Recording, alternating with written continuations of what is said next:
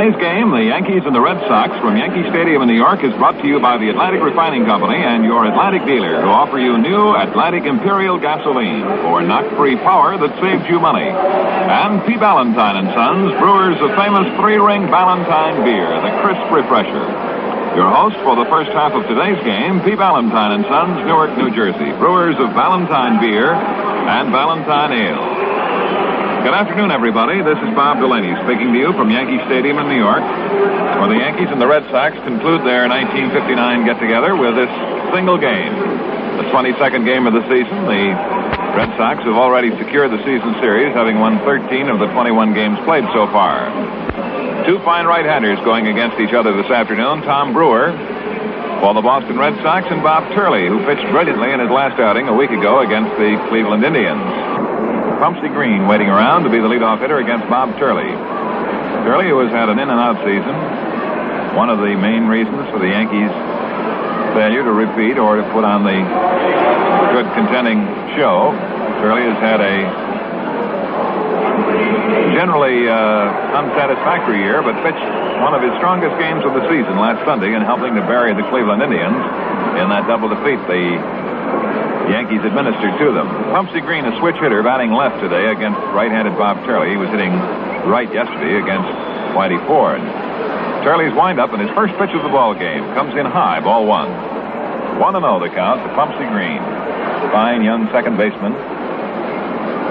He's worked his way up through the Red Sox organization and was brought up to the varsity at the midpoint of the current year. The pitch taken in for a strike across the letters over the outside corner. 1 ball and 1 strike. Turley checking Berra for the sign. The 1-1 pitch to Green is a changeup. Comes in a little high. Ball 2 and strike 1 the count.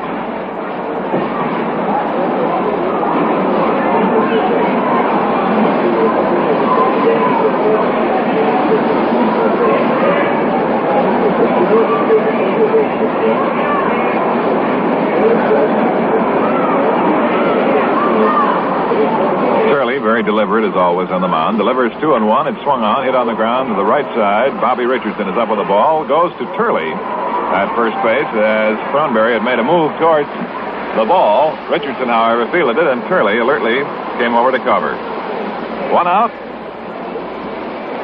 And here is Millette, the center fielder, and here too is Mel Allen.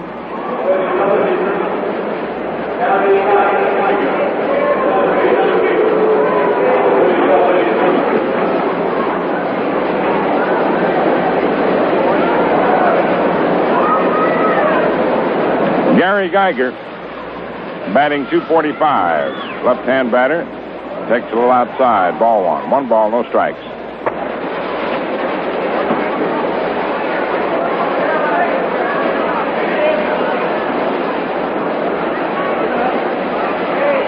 The 1-0 pitch is inside, ball 2. 2 balls, no strikes.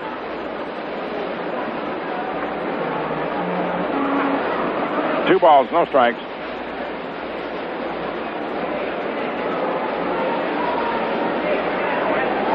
Pete Reynolds to follow.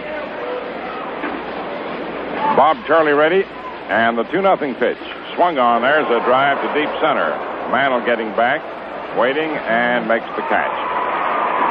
There are 2 outs. And here's Pete Reynolds hitting .310. Bob Turley making his 33rd appearance, has a record of 8-11.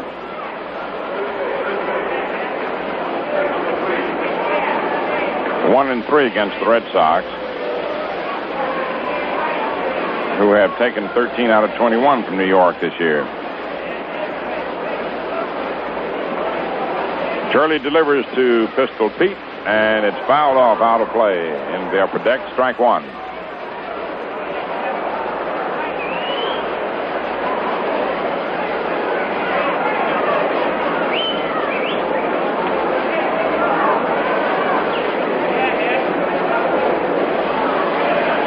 Next pitch swung on and missed. 2 strikes on Pete Reynolds.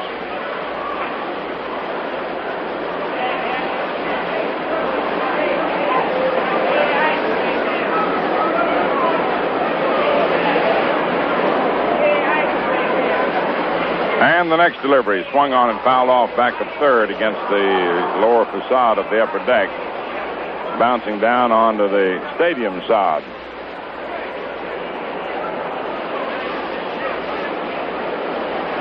A 2-strike count on Runnels.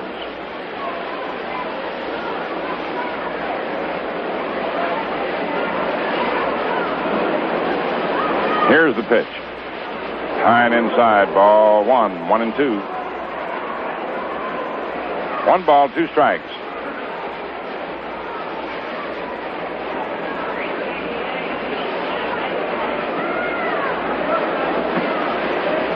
Now the pitch. High, attempted curve, didn't work. 2-2 the count now on Pete Runnels.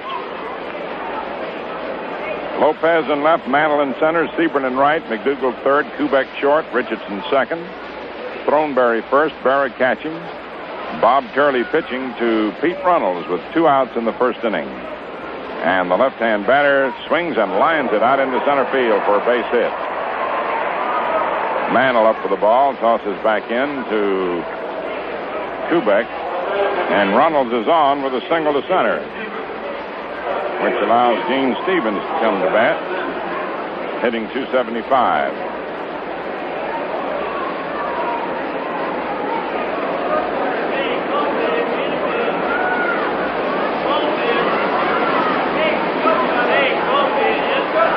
Turley to the stretch, steps off the rubber for a moment. Back on. Bob again to the stretch. Runnels leads away. The pitch to Stevens. It sails outside. Ball 1. Jackie Jensen on deck.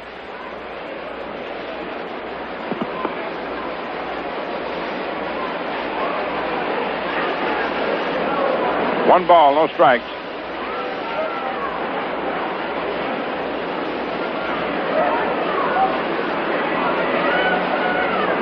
And the delivery. It's high. Ball 2. 2 balls, no strikes.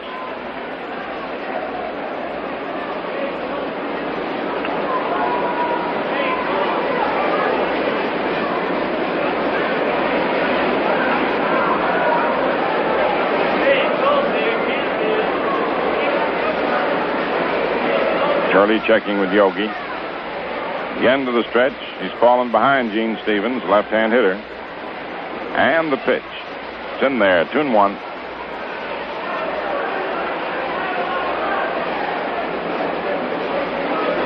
Two balls, 1 strike.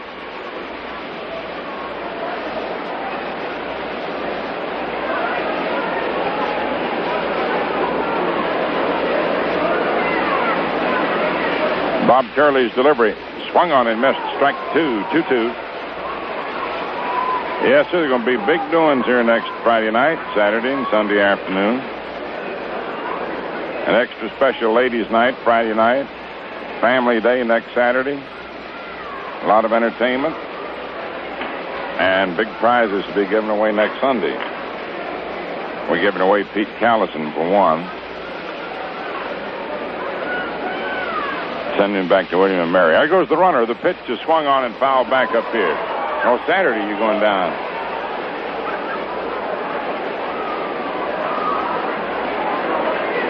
I hope everybody down at William and Mary, does a little sprucing up and cleans out all the maternity houses. I mean by clean them up, Callison is coming. The place hadn't been the same since he left. 2 balls, 2 strikes on Gene Stevens. Runnels leads away from first base. Turley's pitch. There goes the runner. Swung on and fouled back out of play. Count remains 2-2.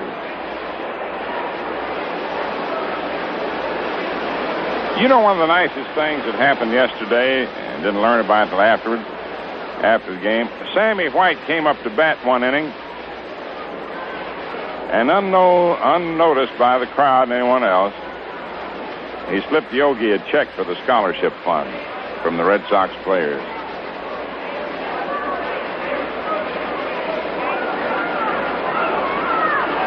Here's the delivery. Swung on, hit by first.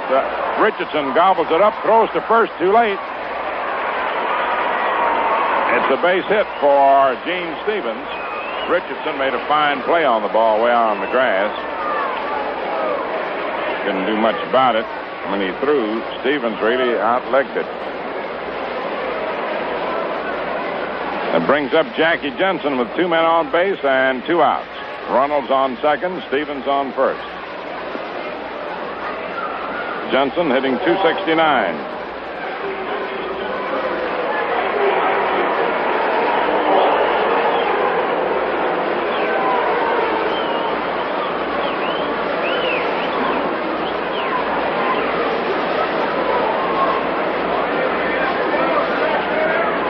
Two men laid away. And the pitch. Swung on, foul back upstairs, strike one. Jackie with 105 runs batted in. Trails Colavito by 3 for the league lead in RBIs.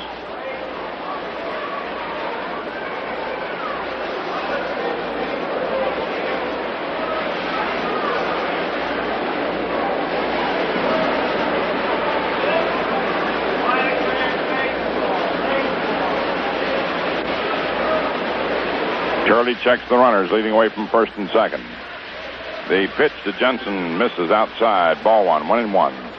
Frank Malzone on deck.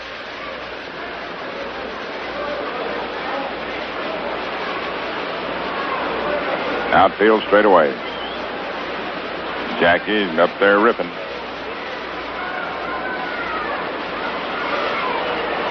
A stretch. Runners lead away from first and second bases. Here's the pitch. Right in there, strike two, 1-2. 1 ball, 2 strikes.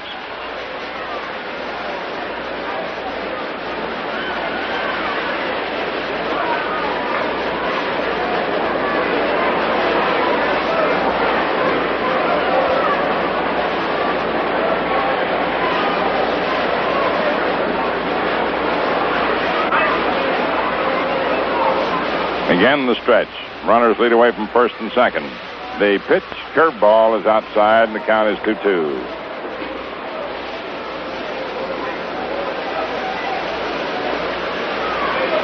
Two balls, 2 strikes, 2 outs.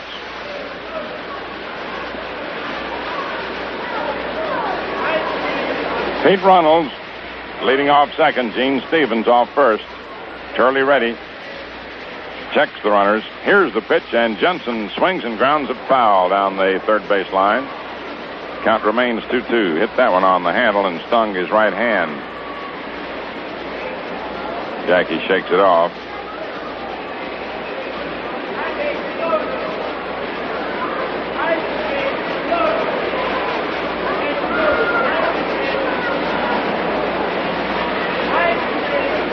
Two balls, 2 strikes.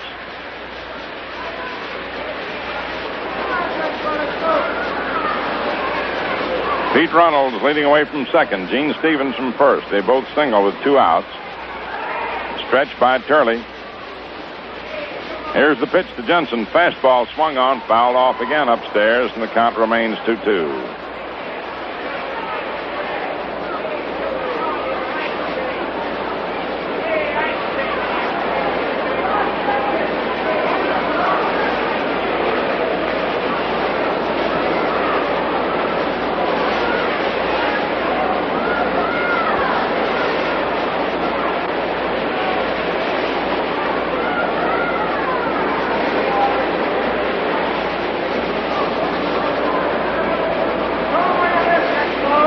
Once more, the runners lead away from first and second.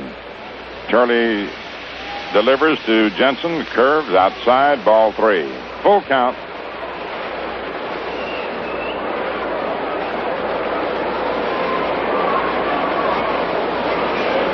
You got down to the spot now where the runner is breaking. Turley most probably just rear back and fired.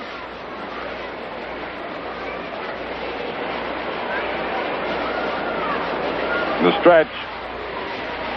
There go the 2 runners. Fastball swung on and popped foul, out of play. Yogi is after it, but the ball kept fading away. Count remains 3-2.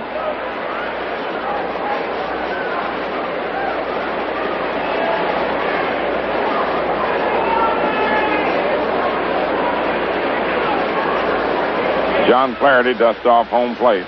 Red Sox seeking to get the jump here in the first inning. With 2 down, Pete Runnels singled to center and Gene Stevens singled past first. And Jackie Jensen's worked the count to 3-2.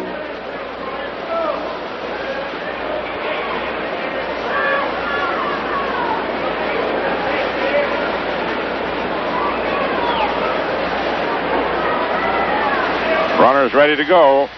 The stretch by Turley. There go the runners. The pitch swung on, fouled off again, out of play upstairs. Jensen hanging in there. Frank Malzone's on deck.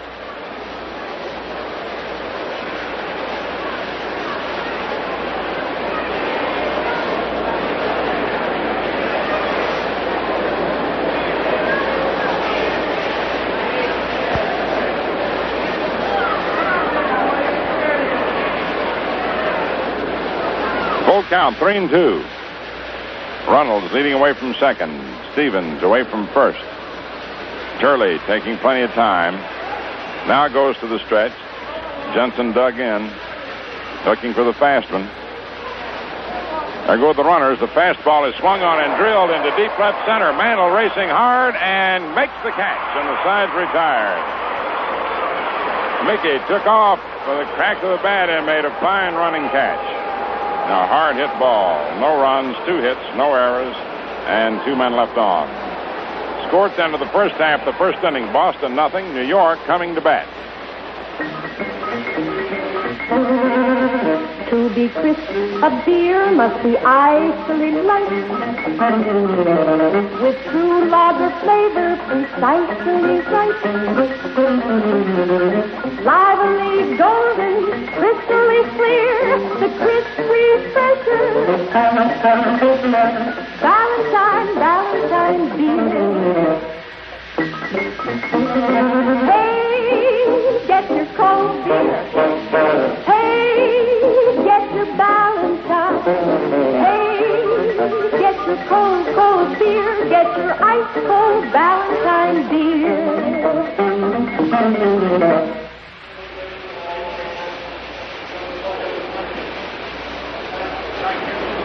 Like the song says, to be crisp, a beer must have lightness plus true lager flavor. And Valentine's got them both. Enjoy the crisp refresher. First chance.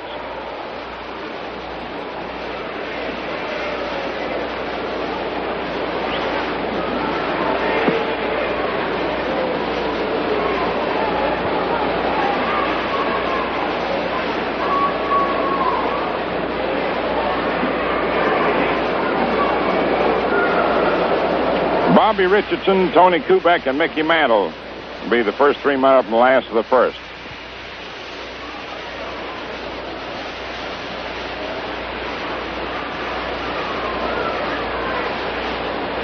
Bobby Richardson takes a strike. 0-1.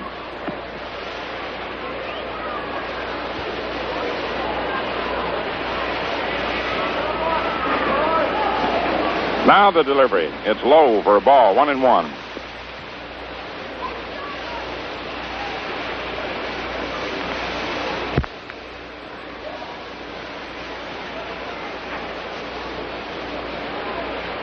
Pitch is inside. Ball 2. 2-1. 2 balls, 1 strike. Tom Brewer doing the pitching for the Red Sox.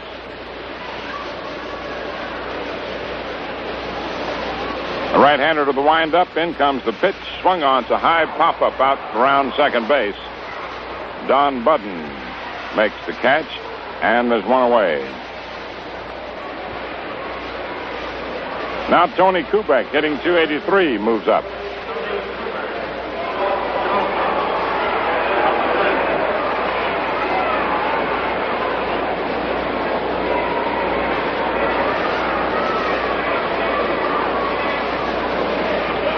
Brewer to the windup. The pitch is low. Ball 1. 1 ball, no strikes. Milwaukee is now leading Philadelphia 4-0 at the end of 3 innings. The Braves got a shot in the arm, so to speak, yesterday with the Dodgers double feat of the Giants. Here's the pitch, and it's outside. Ball 2. Although they would seem to have somewhat a little bit tougher schedule remaining with considering the 3 they have with Pittsburgh. The 2-0 delivery. Swung on. Ground ball hit to short. Backhanded by Budden. A flip to first in time. Nice play. 2 up and 2 away. Here's Mickey Mantle hitting .285. And Yogi Berra on deck. Tom Brewer with a record of 10 and 11. Swings to the windup. Here's the pitch. Swung on, lined into left field for a base hit. The throw comes in from Gene Stevens, and Mantle is on with a single to left field. Here's Yogi Berra, batting .282.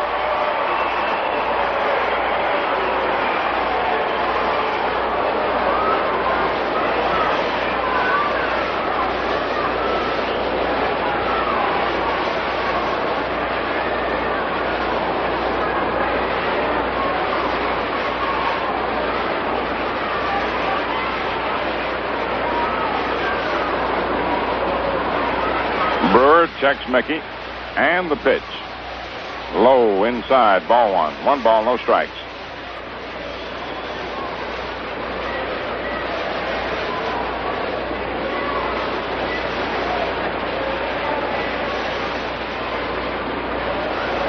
No score, first inning. 2 men out. The pitch is low inside, ball 2, 2-0.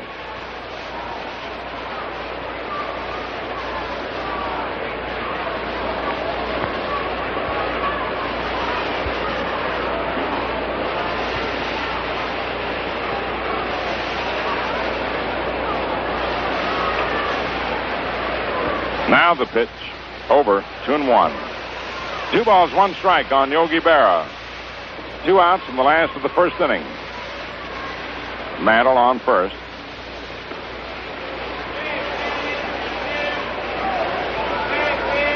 Here's the delivery. Swung on. It's a high pop. First baseman Pete Runnels moves toward the mound and makes the catch. And that retires the side. No runs, 1 hit, no errors, and 1 left on at the end of the first inning. 0-0. Looking now at the Ballantyne scoreboard in the American League, Washington 1, Baltimore 0 at the end of an inning. Pasquale against Odell. Dobek hit a homer in the first for Washington. Cleveland, Kansas City, a later afternoon start. Detroit at Chicago, it's going to be Mossy against Pierce.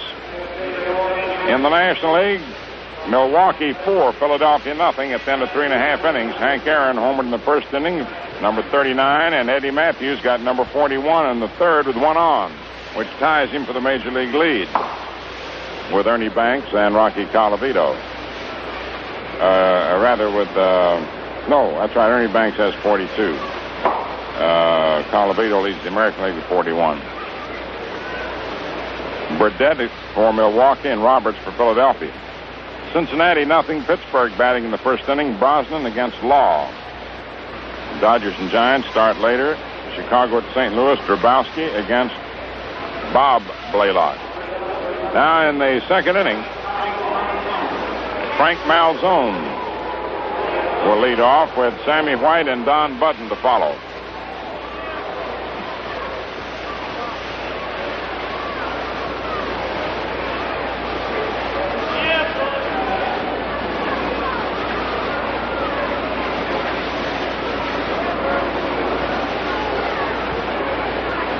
Pitch is inside for a ball. 1 ball, no strikes.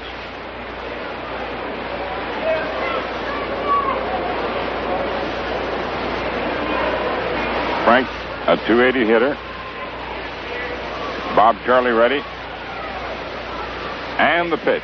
Swung on. It's a high pop foul down the left field line. And the ball is caught by Coop. No, he dropped it in. It's foul ball. He dropped it. Hit the glove and bounced on into the stands. At his back to the plate. No error on it. He went a long way for it.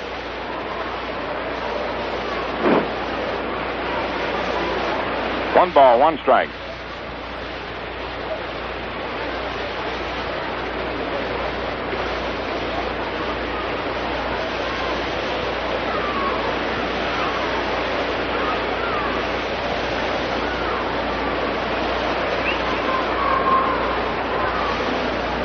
Turley's pitch to Frank is swung on. There's a fly ball into left, fairly deep. Lopez is under it and makes the catch. One away. Now Sammy White, hitting .285.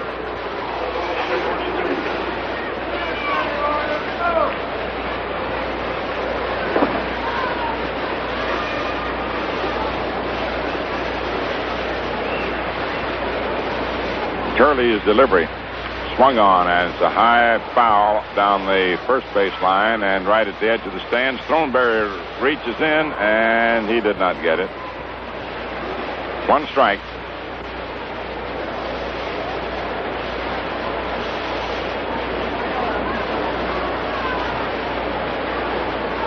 No balls, one strike, one out. No score, second inning.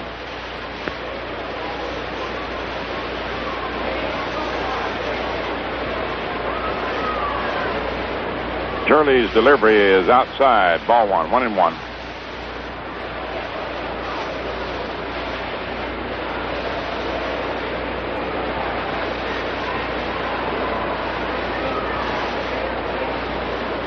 The 1-1 pitch. Outside, ball 2, 2-1.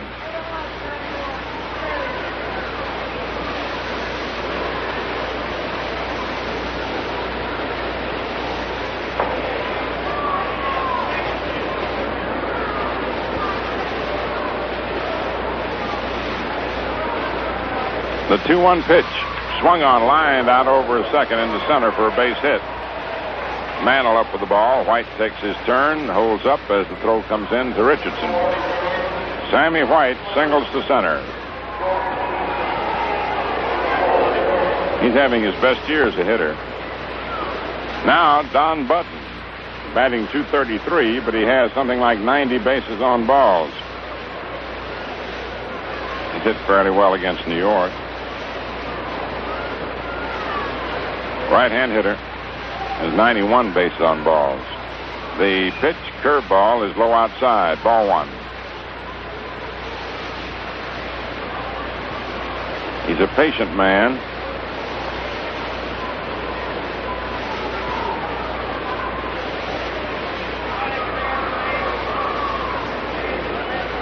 Turley ready. The pitch, low, ball 2, 2-0.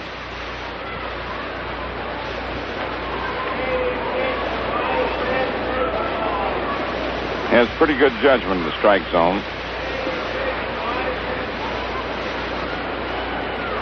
2 balls, no strikes, 1 out.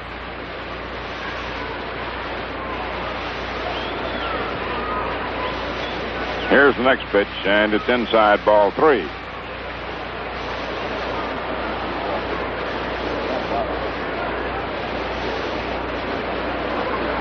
Three nothing count on Button.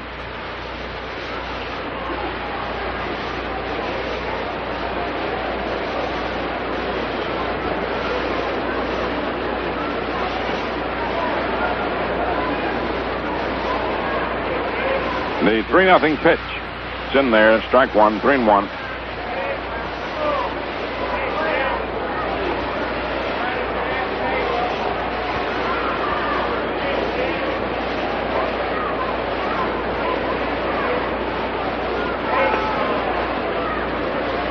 Turley ready. And the 3-1 pitch is swung on. It grounded to short. Kubek over to Richardson for one. Back to first. Double play. That retires the side.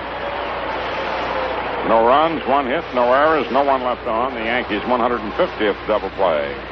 At the end of an inning and a half, Boston nothing, New York nothing. Frosty Cool Ballantine beer, the crisp professor. Sounds good, it is good. Most beers are light enough, but a little too light on flavor to really refresh you. That's not right when you come to talking about smooth, delicious Ballantine, because Ballantine beer is the crisp kind of light with true lager flavor. Proves a beer can be truly light and still give you all the honest-to-goodness lager beer flavor you want. That's why Ballantine beer is the crisp refresher. Ballantine beer, the largest selling beer in the East. We pause for station identification.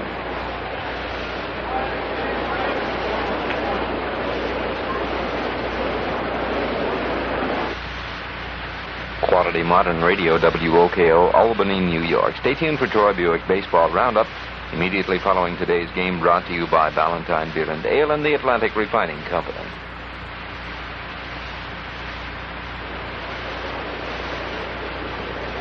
Sebring hitting .272.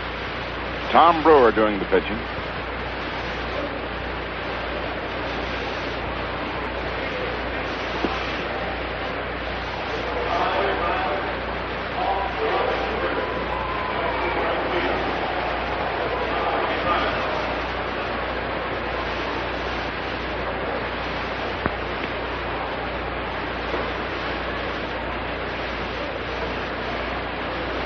Tom Brewer, the right-hander, to the windup. The pitch to Sebring. Inside. The ball hits the dirt, skips back to the backstop. A 1-0 count.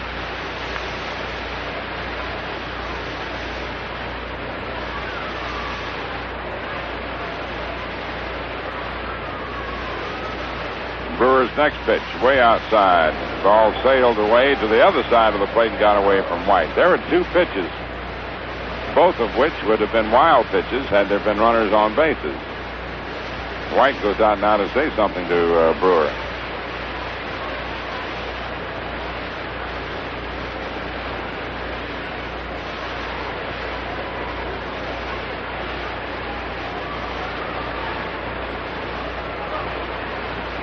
A 2-0 count.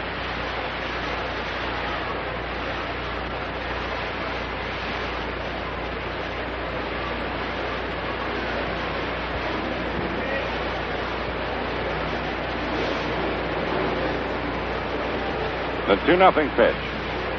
Swung on. There's a drive to deep center. There goes center fielder Geiger way back, and he makes the catch at the running track. About 440 feet away.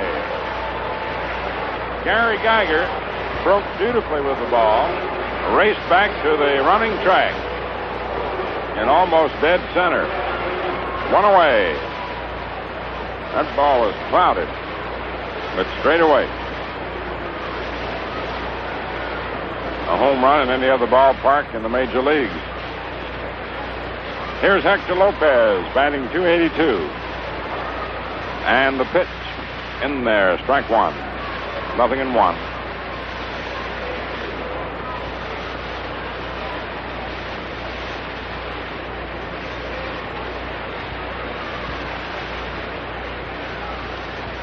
Next delivery is low outside.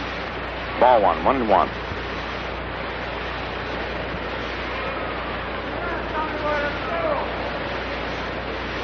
Red Sox and Yankees scoreless. It's the last half of the second inning.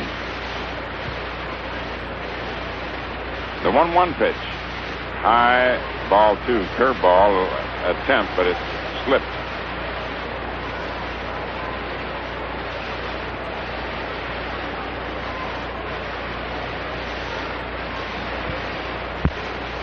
The 2-1 delivery, swung on, a little roller hit down the third baseline. Malzone up with it, throws on to first in time.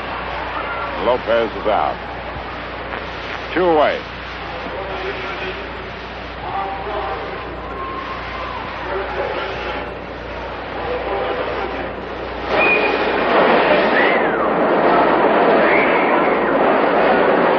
Marv Throneberry batting .249. Left-hand batter. Brewer's pitch in there for a strike. 0-1. It has come to light today, an odd accident has sidelined Ryan Duran for the rest of the season. The pitch is in there for a strike. As you know, he was hit on the shin the other day and was out for 3-4 days, but he was back and the bullpen ready to be used if needed. When the game is over, he was rushing out of the bullpen, accidentally tripped and fractured his right wrist. Pitch is swung on and missed. Strike 3. No runs, no hits, no errors, no one left on. At the end of 2 innings of play, Boston, no runs, 3 hits, no errors, 2 left on. The Yankees, no runs, 1 hit, no errors, and 1 left on. So Ryan Duran has suffered a fracture of the right wrist and is out for the rest of the season.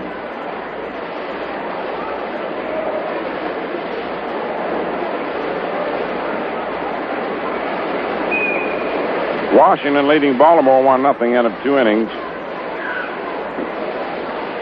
And in the National League, the Phils just came up with 2 runs on the last of the 4th.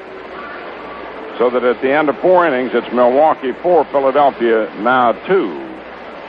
Pittsburgh leading Cincinnati 4-1 end of an inning and a half.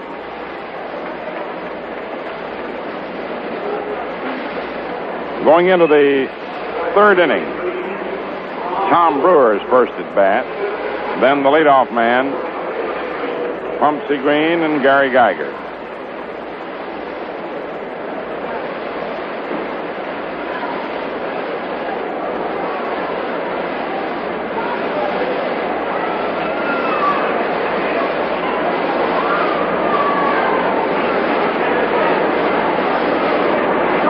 Turley's pitch in there, strike 1. Outfield pretty well spread out.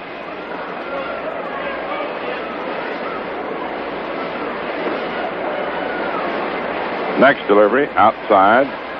Ball 1, 1-1.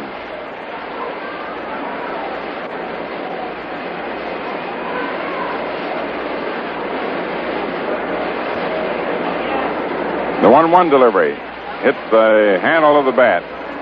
Skips foul to the right of the plate. 1-2.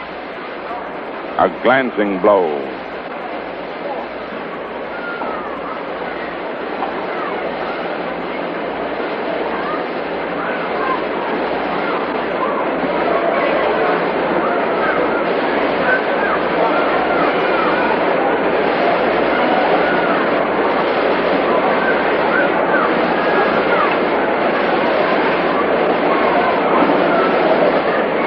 The 1-2 pitch. Curveball lined right back to Turley. Head high. And there's one away. Now Pumpsy Green coming up. Grounded to Richardson in the 1st inning.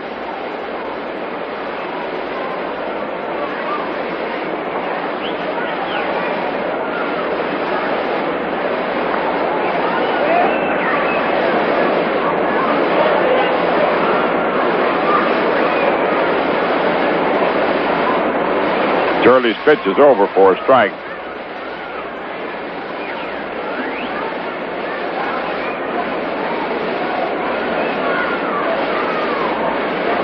Next delivery is a curve, and it misses.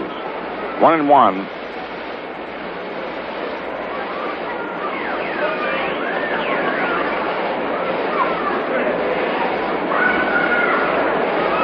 Next pitch is a curve over. Strike 2. He started to bunt.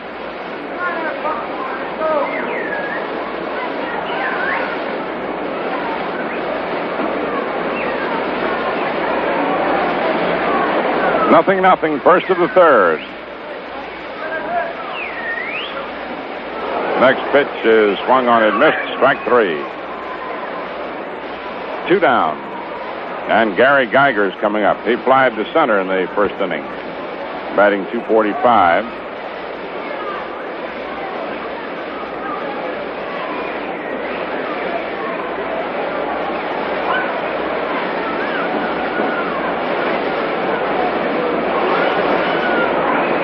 Turley delivers to Geiger.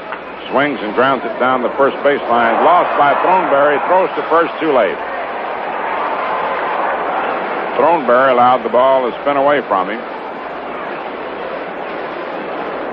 And it's an error charged to Throneberry.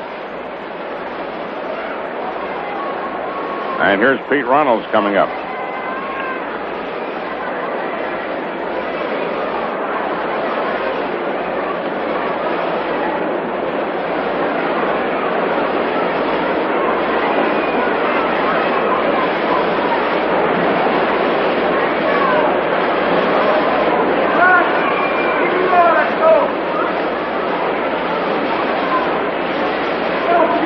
Pete singled in the first inning. Hits a little tap to the mound. Turley has it, throws on to first, and the side's retired. No runs, no hits, one error, and one man left on. At the end of 2.5 innings, Boston nothing, New York nothing. Stop. Now we're getting ready to move into the last of the third with Gil McDougald coming up.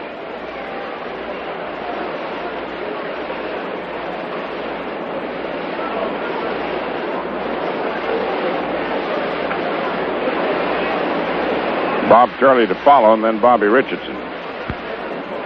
Tom Brewer to the windup. The pitch to Gill is in there. Strike one. McDougald hitting .246.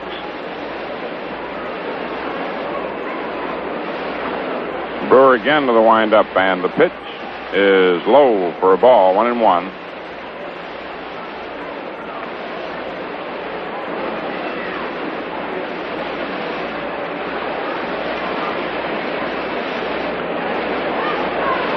One ball, one strike. And the delivery. Right over, 1-2.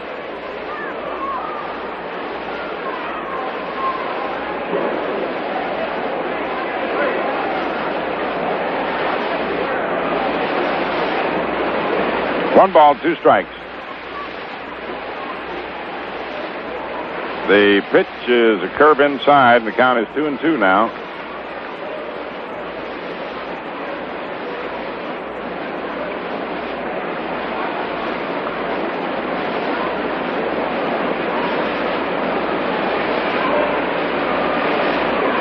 The 2-2 pitch to McDougald. Look out, sailed high and inside. Ball three. Full count.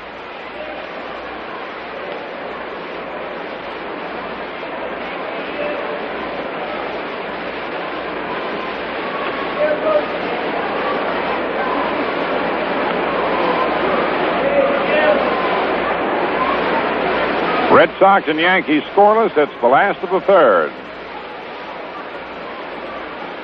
The payoff pitch on its way to Gill. Ball four, just inside, just missed, and he's aboard. Second Yankee base runner. Bob Turley coming out, hitting 89, 4 for 45.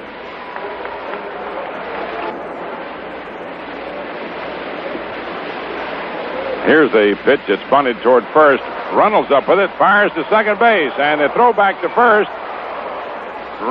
Not in time. Boy, that was a good play Runnels made. He just charged that ball, picked it up, and whirled and fired. McDougald forced at second. Runnels to Button. To Green, rather. No, to Button. Green covered first on the relay back, which Turley beat.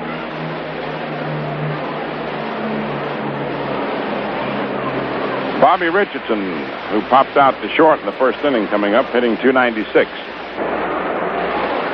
Brewer ready. The pitch to Bobby inside. Brewer is just a little bit on the wild side today with some of his pitches. They're sailing on him. One ball, no strikes.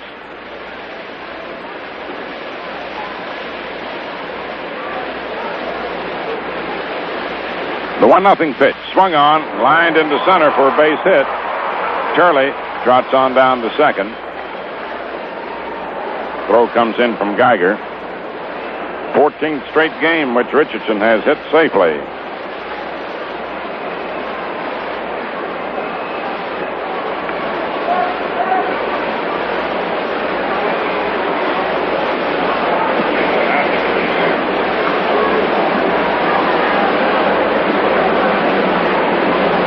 Tony Kubek grounded to short in the first, hitting .283.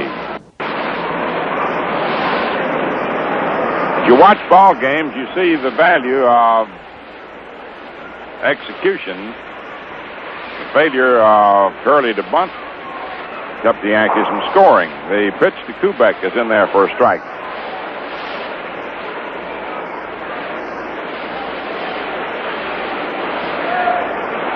Trying to get that extra base, go from first to third, trying to move a man up a base with the bunt. Big plays. Now the pitch. Swung on and fouled off to the right of the plate. Strike 2, 0-2.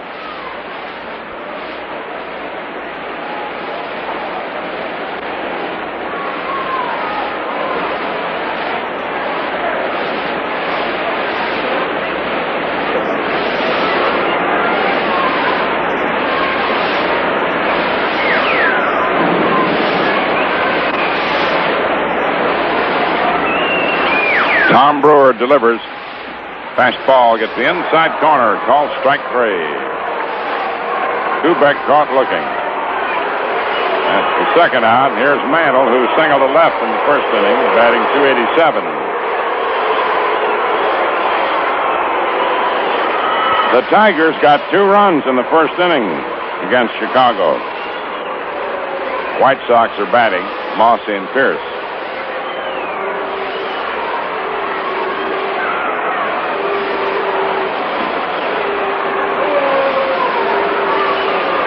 Two men down, 2 men on. Brewer pitches to Mantle. Look out. Backs him out of there. Ball 1.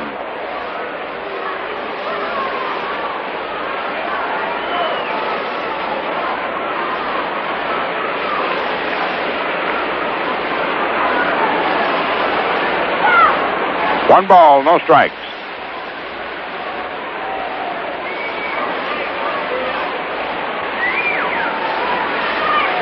Runners lead away from first and second. The pitch. Inside. Curve. Ball 2. 2-0.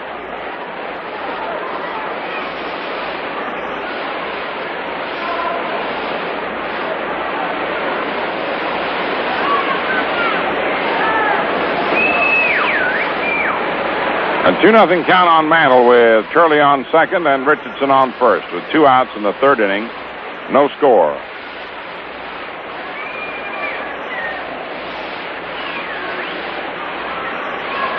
Now the pitch. It's low, ball 3, 3-0.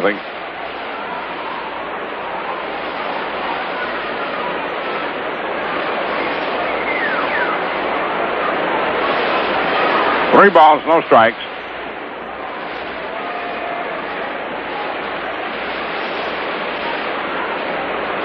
Mantle looks at Crissetti to see if he's got a green light. Runners lead away. And the pitch. It's low for ball 4. Mantle walks and that loads the bases. Turley moves to third, Richardson to second, Mantle to first. Yogi coming up, batting .281. Popped out to the first baseman in the first inning.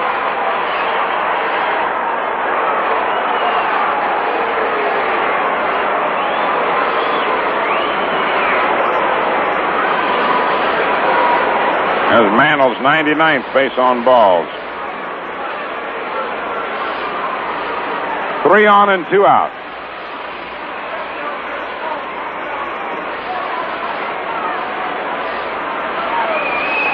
Check that, his 93rd. The pitch to Yogi's inside, ball 1.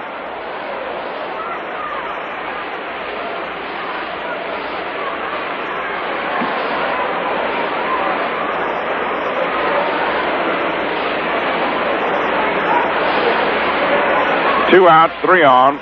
Brewer to the windup and the pitch to Berra. Swung on and fouled back. Strike 1, 1-1.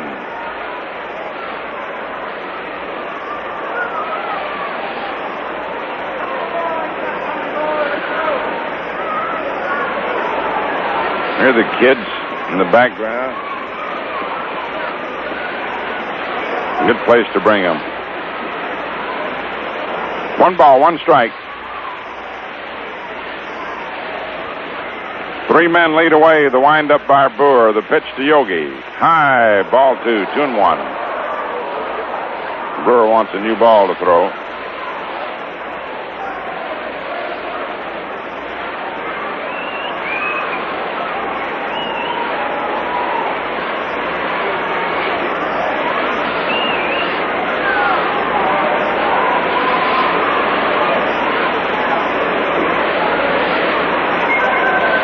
Turley on third, Richardson on second, Mantle on first. 2 outs.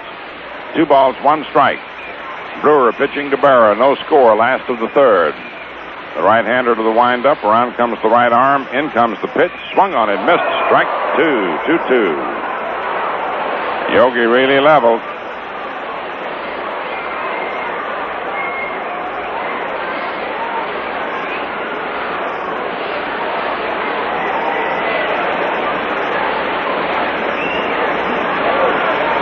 Two balls, two strikes.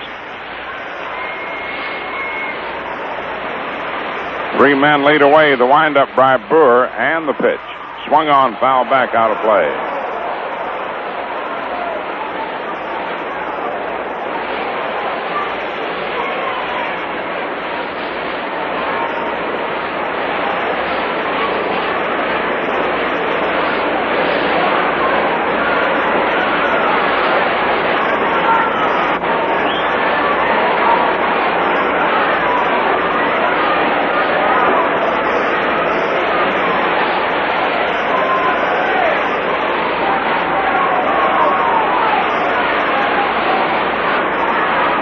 Wind up and the pitch.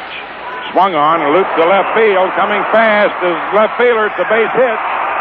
Here comes Richardson following Turley in, and Mantle goes to third. As Yogi loops the single to left for 2 runs, sending Mantle on to third. Gene Stevens tried a shoestring catch and couldn't make it. Berra hit an outside pitch, which would have been ball 3. Just punched it out to left field. Scoring Turley and Richardson. Sending Mantle to third, bringing up Norm Sebring. Yogi, 68 runs batted in. Sebring flied to center in the second. The pitch outside, ball 1. 1 ball, no strikes.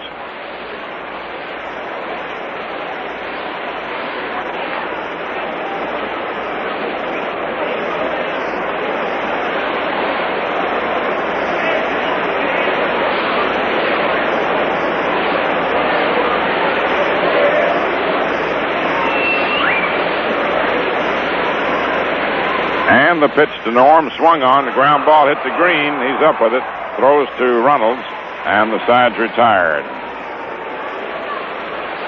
Green to Reynolds, second to first. 2 runs, 2 hits, no errors, and 2 left on. At the end of 3 innings, New York 2 runs, 3 hits, 1 error. Boston no runs, 3 hits, and no errors. Washington leading Baltimore 1-0, end of 3.5. Odell and Pasquale. Dobek homered in the first. Tigers 2, White Sox batting in the first inning. Mossy and Pierce. Cleveland, Kansas City later start. National League, Milwaukee 4, Phils 2 into 4.5. Burdett and Roberts. Aaron got his 39th and Matthews his 41st. Pittsburgh 6, Cincinnati 1 into 2.5. Law against Brosnan with Schmidt and Austin in relief.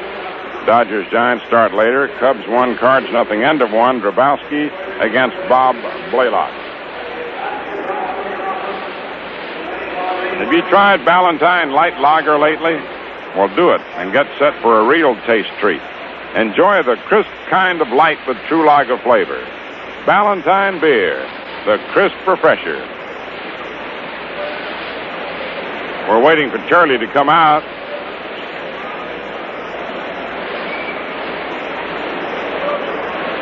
He'll be out in a moment, but coming in right now is the Scooter. Phil Rizzuto taking over on this pleasant Sunday afternoon with his pleasant countenance, his pleasant voice, and his pleasant demeanor. You ever been up to Pleasantville? Very good, Bill. And it is a beautiful day. And we've got ourselves a pretty good ball game here. And there's a few other real good ball games going on around the circuit that really mean a lot. In this pennant race, Bob Turley's taking an awful lot of time coming out. Bob was on base for quite some time, so while Bob is getting ready to come out of the Yankee dugout, we'll pause now for station identification. Quality Modern Radio, WOKO in Albany, New York. Stay tuned for Troy Buick's Baseball Roundup immediately following today's game, brought to you by the Atlantic Refining Company and Ballantine Beer and Ale. All right, there's Bullet Bob Turley, ready now to go out on the mound. Remember, when a pitcher gets on base and stays out there for some time, and Turley was on base for quite a while before coming on a score on Yogi's base hit. Kind of takes a little bit extra out of them. They have enough to do out there on the mound, firing that ball for 9 innings. And so Charlie took a little bit of extra time. Gus Marsh, the Yankee trainer, administering to Charlie.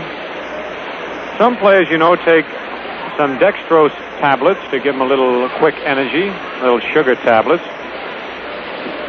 On the real hot days in hot weather, Gus has the salt pills handy. Slices of orange. Little things that give you that quick pickup that is so important to a ball player so that they have that little extra when they need it. Now we're ready to go here in the top of the 4th inning. Gene Stevens, who singled in the 1st inning, will be the batter. Stevens batting .278. Tall and slender.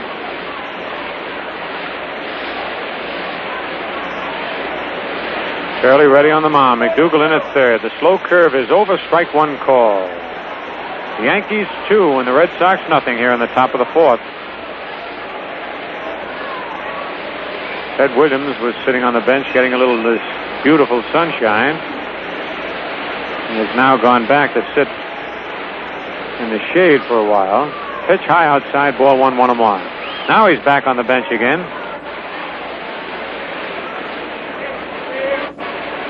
Looks like Ted's getting on Turley a little bit. Trying his hand at bench jockeying after so many years. The 1-1 pitch is pop foul and back out of play. 1 ball, 2 strikes. There's been quite some speculation as to what Williams will do when he retires, if he should retire at the end of this year. He said he has an announcement to make, but we'll wait till the end of the year to make it. Some say he might move into the front office of the Red Sox, maybe take up broadcasting, maybe even try his hand at managing. Who knows? Strike 3, swings and misses at an outside fastball. Charlie gets his 2nd strikeout of the ball game, and here's Jackie Jensen, who lined to deep left center field in the 1st inning. Jackie batting .268.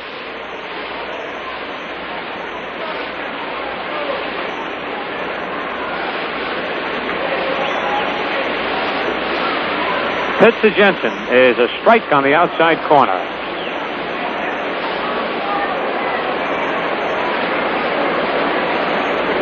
Jackie has quite an enviable record. He won All-American honors in baseball and football at the University of California. The only person to play in the World Series All-Star game as well as a Rose Bowl and East-West football game. Curve outside and low, ball 1-1. Besides that, he's married to an athlete in her own right, the former Zoe Olsen, an American Olympic team diving champion. The 1-1 pitch. Curve is lined to left field, and Lopez coming in. He has to play it on 1 hop. It's in there for a base hit. Jensen hit a high curve ball on a line in the left field. Hit number 4 off Bob Turley. And here's Frank Malzone, who flied to left in the 2nd inning. Malzone batting .280. Youngster born right here in the Bronx.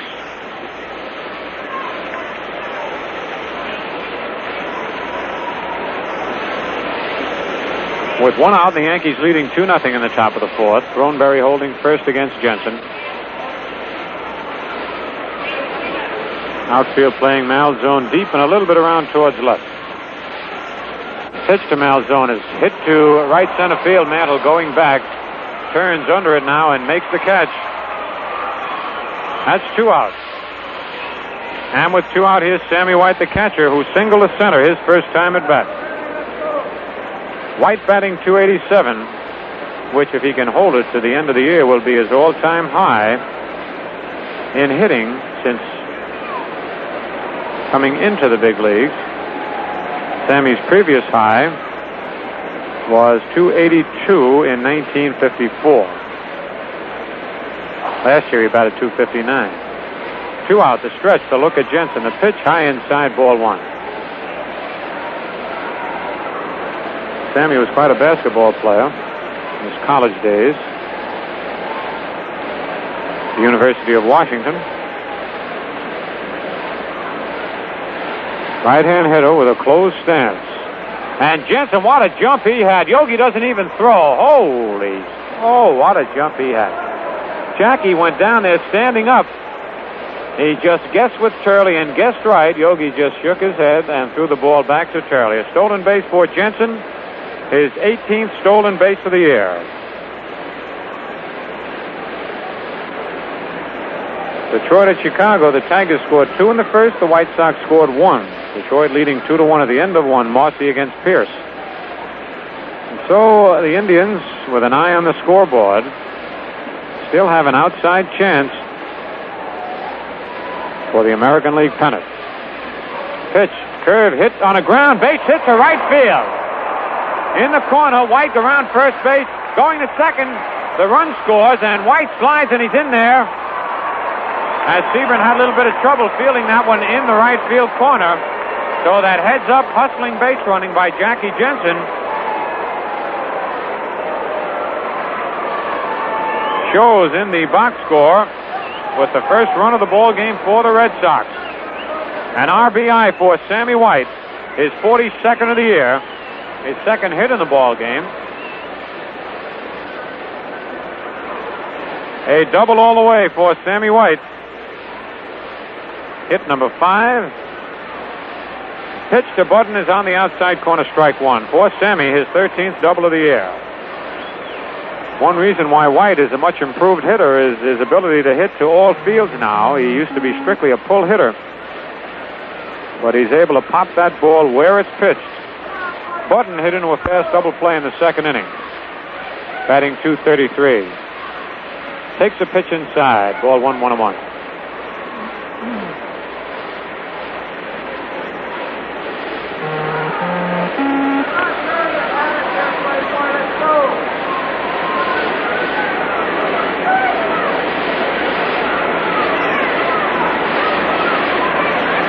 White with a good-sized lead off second base. Fastball is high and tight again. Ball 2-2-1. Yankees 2 and the Red Sox 1 now in the top of the fourth inning with 2 outs, running down at second base. Beautiful day for a ball game.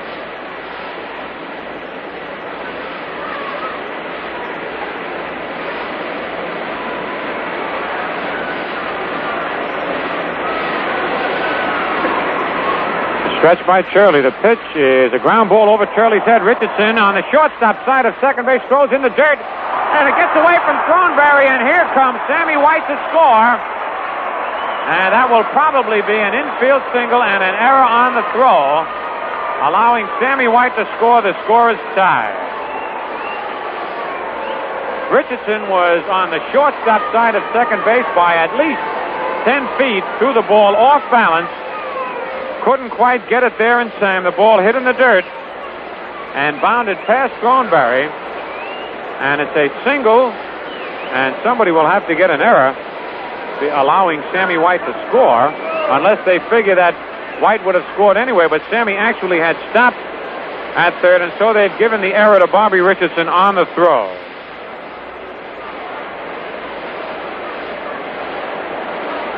And now the score is tied. 2-2. Here's Tom Brewer, who lined back to the box. A ground ball is short. Kubek on one hop. Another ball hit well to Richardson for the force on Button. So in the top of the fourth, the Red Sox come up with 2 runs on 3 base hits, 1 Yankee error, 1 man left. The score at the end of 3.5 innings, the Red Sox 2 and the Yankees 2. The crisp kind of light, the kind with true lager flavor, that's the crisp refresher Ballantine beer. So open up or order up some frosty, cool Ballantine right now, okay? Okay. Sounds like Dennis James a little bit.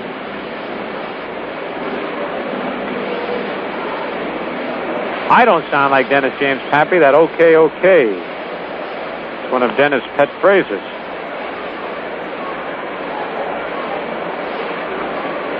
In the bottom of the fourth inning, Hector Lopez, who bounced to third, leading off for the Yankees.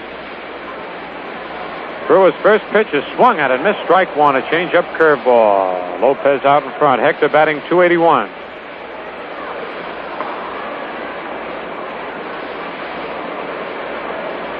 Wind up by Brewer. Curve is outside a little bit this time. Ball 1-1-1.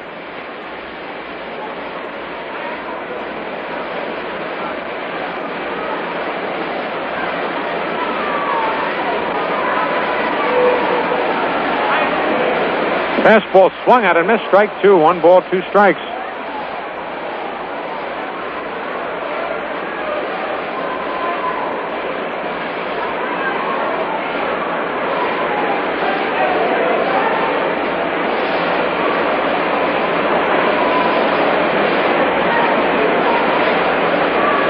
Pitch is pop foul out of play in the upper deck.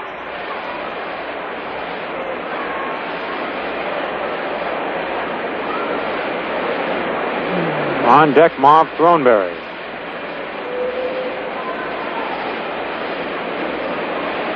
Frank Crissetti coaching at third. Ralph Houck down at first.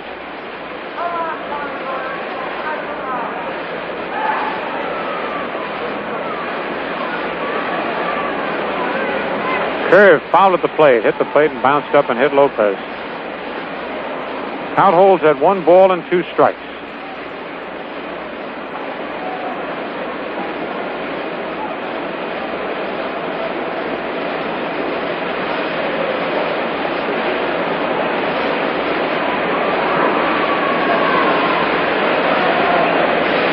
Here's the windup by the right-hander. Fastball fouled again in the upper deck.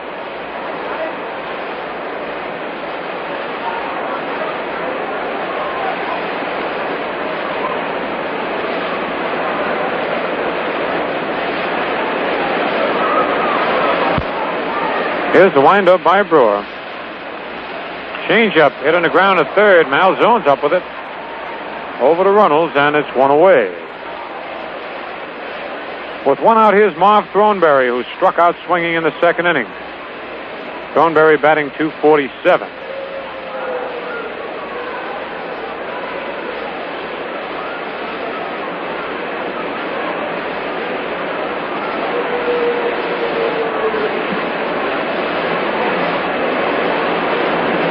The first pitch to Throneberry is a curve low, ball 1. This is the time of the year when it's really rough seeing that ball coming from the pitcher. And pitchers have a decided advantage against the batters with the shadows halfway across the field. Curve fouled at the plate. Nice play by the umpire, John Flaherty. Ball took 1 hop up in the air, and John turned around and caught it one-handed.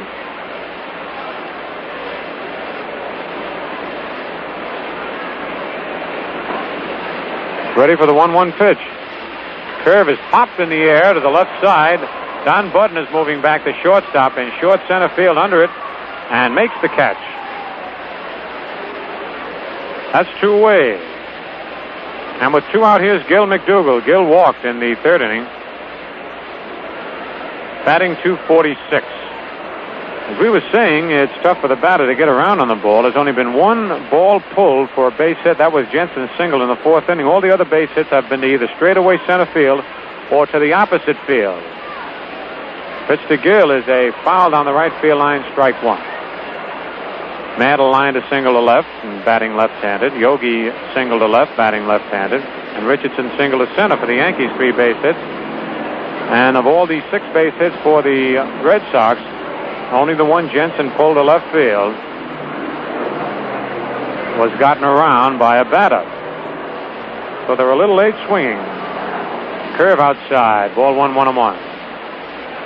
It's hard to pick the ball up the way you would during the early part of the year or the middle of the summer.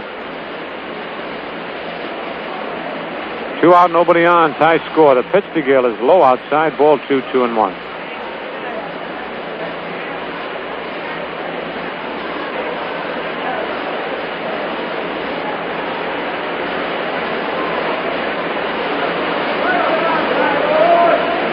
The 2-1 pitch is in there. Strike 2 called, 2-2, and it looked like Gill lost that ball. And you can lose the ball, too. Now, I was hit in the head twice while playing for the Yankees, and both times I never saw the ball. All I can remember is the catcher yelling, "Look out!" And I turned to look at the catch, and I got hit. I lost the balls altogether. Ground ball hit back to the box. Brewer gloves it, Throws to Runnels in time for the out. The Yankees go down in 1-2-3 order in the bottom of the fourth inning. Nothing across. The score at the end of 4 full innings. The Red Sox 2 runs, 6 hits, no errors. The Yankees 2 runs, 3 hits, and 2 errors.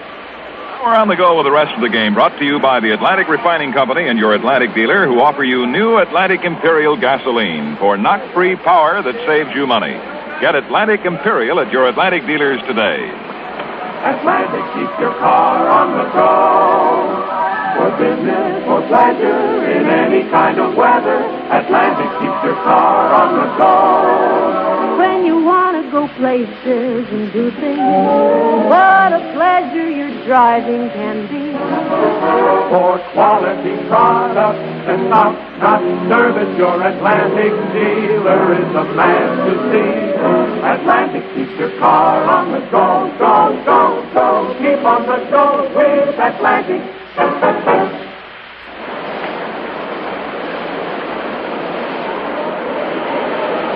Hey, wait a minute. We got a new pitcher coming in here. This is Don Lawson. So, maybe Turley pulled something. Otherwise, he wouldn't be coming out of here in a 2-2 ball game going into the 5th inning.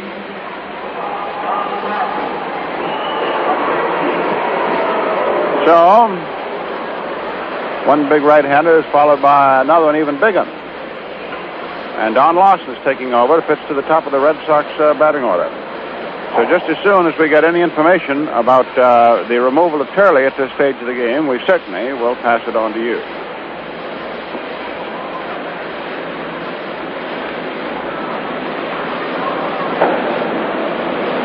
Big Don Lawson.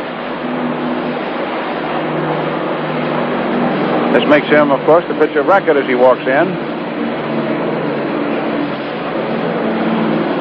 Don has won 6, lost 7. And at the start of the year, with a lot of rest between starts, he got up to 6-1. In fact, he was 5-0, then 5-1, then 6-1. So now that he's 6-7, he hasn't won a ball game since 13th of June when he beat Bunning in Detroit.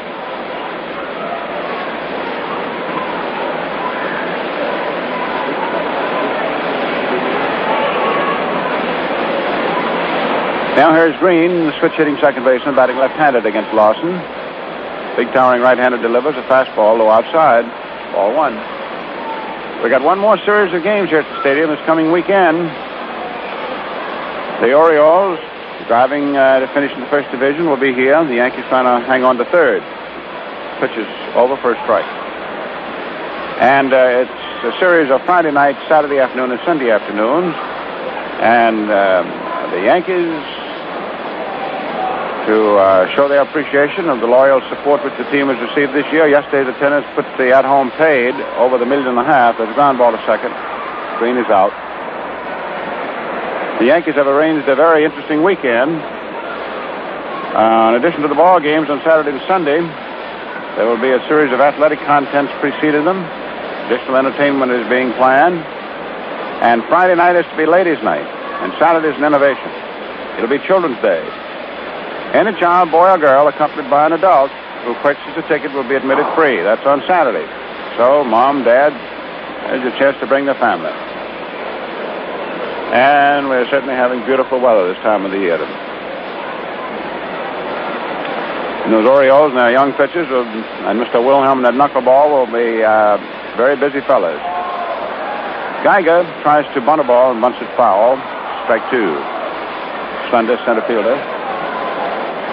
Hitting .244. Del Baker coaching down at first base. Billy Jergis coaching at third.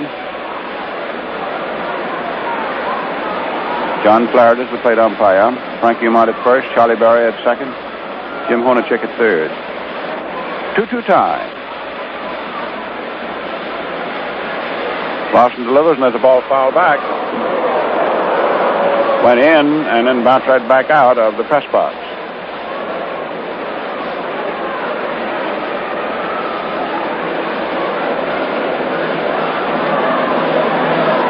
We have not yet been advised of the reason for removing Turley. coming in with Lawson. 2-strike pitch. Inside, under the hand. Ball 1. If you haven't been with us all afternoon, we'll repeat again that we discovered this morning that Ron Duran has a fractured right wrist. He accidentally tripped and fell coming from the bullpen back to the clubhouse after the game yesterday. Geiger takes low, and it's 2-2. 2 balls, 2 strikes. This is Lawson's ball game to win or lose. Berra catching. Thornberry at first. Richardson, who has hit already today to make it 14 straight. Longest hitting streak of the year for the Yankees at second. Geiger hits a ground ball that Lawson off the mound fields halfway first and throws him out. Kubek at short, McDougal at third. Lopez in left and looking increasingly sure out in left field. Mantle in center and Sieben in right. 2 down, top of the 5th.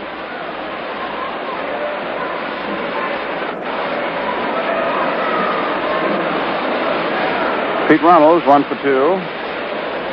Hitting .311. He's the only 300 hitter that the Red Sox have. Cuts and fouls the ball into the upper stands. Back of the visitors' dugout. Strike 1.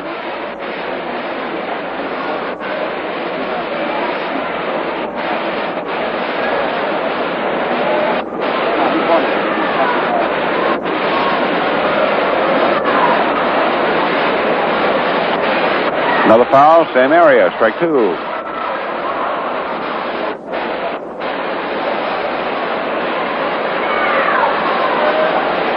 Runnels has his forward foot, his left-hand batter pointed at the shortstop. He hits to left and left center.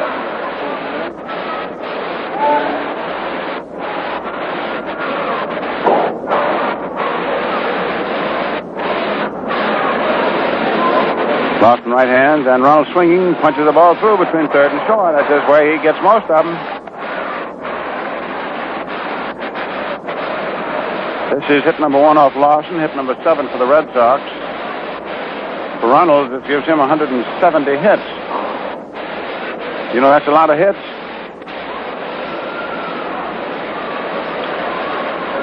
Gene Stevens is 1 for 2. Batting .277. Ball game is hung at 2-2. Lawson checks his runner at first. Runnels pitches. Fastball too low. Ball 1.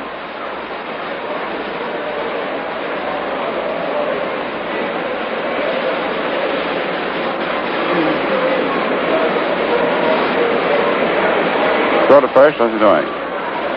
Turley, you'll recall, was on the bases running in the 3rd inning. Well, when he went from first around to third, he pulled the hamstring muscle in his left leg.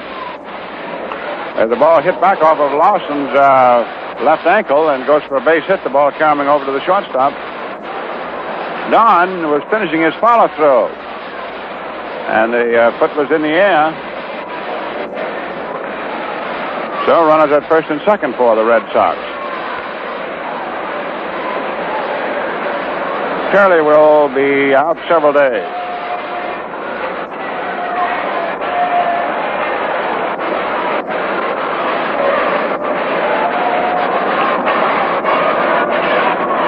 The batter is Jensen, who is 1 for 2. Lawson set, checks the lead runner, second pitches. Jensen swinging, hits a high fly ball deep out to left field. Lopez is back under it, and he makes the catch. So that's all for the bid. No runs, 2 hits. Score and a 4.5. The Red Sox 2 and the Yankees 2. Into the bottom of the 5th inning, the score tied at 2-2, and the Yankees bring Don Larson to the plate to lead off, and then Bobby Richardson and Tony Kubek. Tommy Brewer set to deliver the first pitch, and here's Red. Over the National League, you got a half a game separating the 3 ball clubs. L.A. winning 2 at San Francisco, got it tied. Here's Lawson first up against Brewer. Takes a curve low outside, ball 1. But Milwaukee, Los Angeles, and San Francisco have all lost the same number. Milwaukee's played 1 less, and that's reflected in the games 1 side. Fastball swung on. 1-1.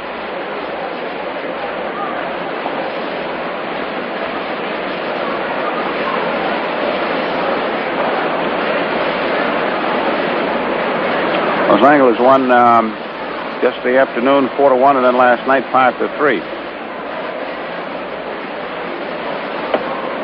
LA and San Francisco are 82 games won, 66 lost. Milwaukee is 81 and 66.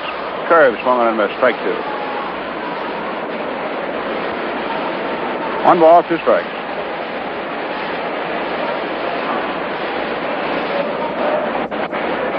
Pitch. Outside. Ball 2. Slender, graceful right-hander. Tom Brewer, 110, lost 11. Is 3-1 over the Yankees this year.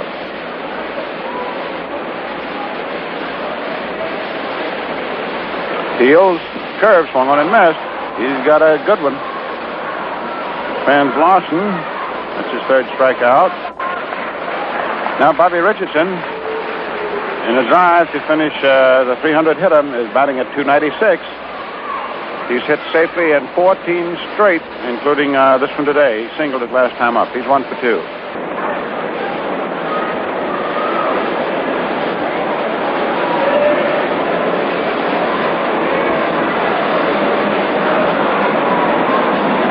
Ground ball hit down to third. Malzone digs it. Hits him out at first base. So 2 men are gone. Last to the 5th. Nobody on. And Richardson is 1 for 3.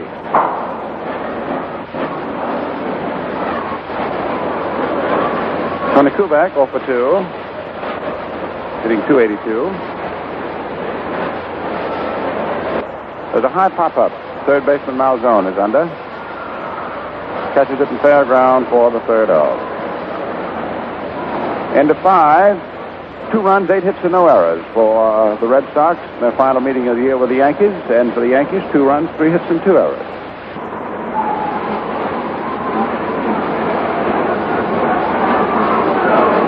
End of the top of the 6th inning. Frank Malzone takes ball 1 inside.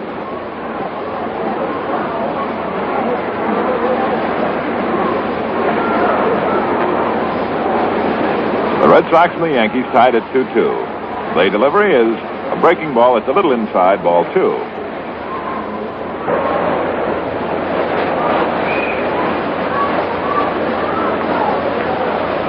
There's a line drive hit to right center field, and Mantle can't catch it. He can't even cut it off, and Malzone is going to go anyhow for 3. Stephen is up for the ball. Here's the throw coming to Richardson. They stop him at third base. And, of course, that's the boss man coaching at third, Billy Jurgis. That's a line triple for Malzone. Boom! Right up the alley in right center. And that can be an unsettling factor in a 2-2 tie.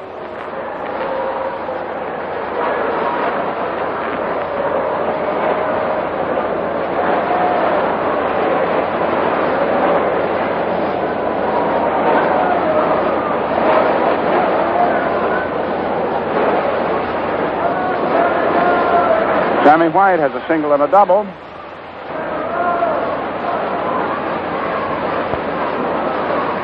Lawson pitches, and White swings and hits a high pop fly. It's foul. Back at first base. Thornberry under it. Has it. So, White fouls out the first baseman and is unable to catch Malzone. And Ted Williams is coming up to hit for shortstop Don Button.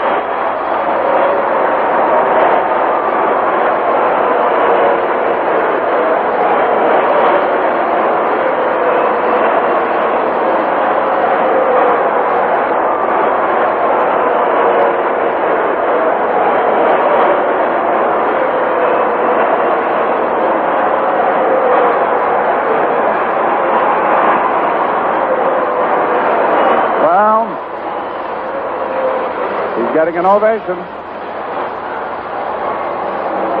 Coming up to pinch hit. And quite frankly, it's an open question. Is this the last time he will hit against the Yankees in his career or not? Perhaps he doesn't know. Perhaps it will take events of the winter to make the definition. Ted hitting .248. All right, the infield remains up on him. And wait a minute. And Berra says they're going to put him on. Yankees are going to deliberately walk him.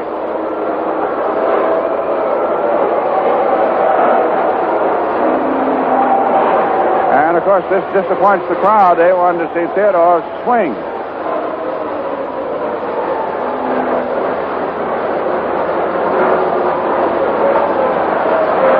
Ball 3 and now ball 4. Bill Williams touched to first, and the applause continues for him. Now Jurgis making another change. He's sending a pinch runner down for Williams. Mahoney. And Williams is applauded as he trots off the field.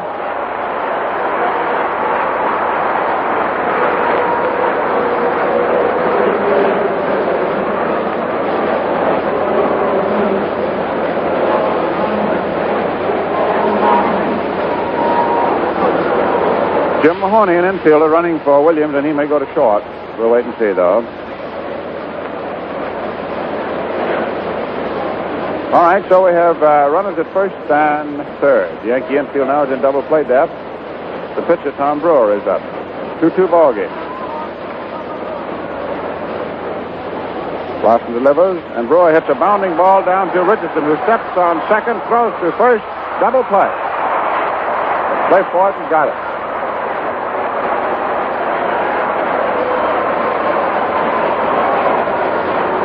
Still, no runs, one hit. And the big thrust went by the board.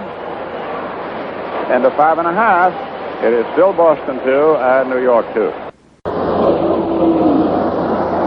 And Jimmy Mahoney, who went in to run for Williams, who pinch hit for shortstop Budden. Mahoney goes to short now. So the infield for the Red Sox is moving to the last of the sixth inning with the game tied 2-2. Runnels at first, Green at second. Mahoney is at short, and the third baseman is Malzahn. The hitter for the Yankees is Mantle with a single and a walk. Right-hander Tom Brewer ready to go. Mickey batting 287. There's a call strike. Splatter, hand high on the inside. The outfield is Stevens in left, Geiger is in center, and Jensen in right.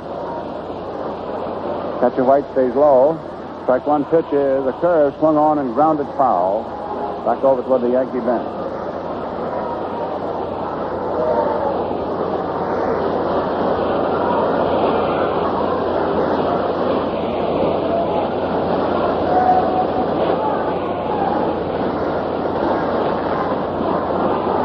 Two strikes to Mickey.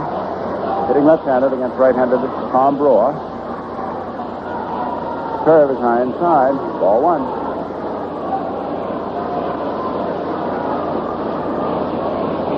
The Yankees finished the season at home. Friday night, which will be ladies' night, with Baltimore next weekend. Saturday afternoon, which will be Children's Day. And a child accompanied by an adult who buys a ticket will be admitted free. Wonderful chance to bring the children. There'll be special pregame events Saturday and Sunday. Mantle pitch low. Ball 2.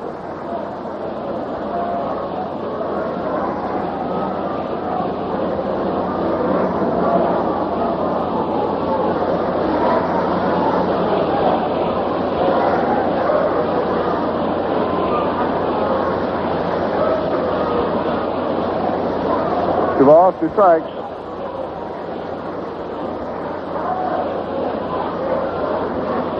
Last of the sixth. Curve just outside ball 3.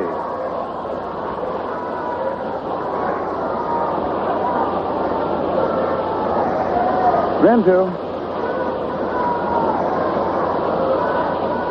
Mickey crouches, Brewer pitches, outside ball 4.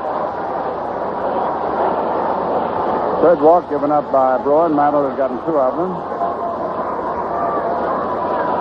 There's Berra, who dropped a single into left field. Third inning with the bases loaded and 2 out, and got in the 2 Yankee runs. Got his RBIs up to 68. Average 283.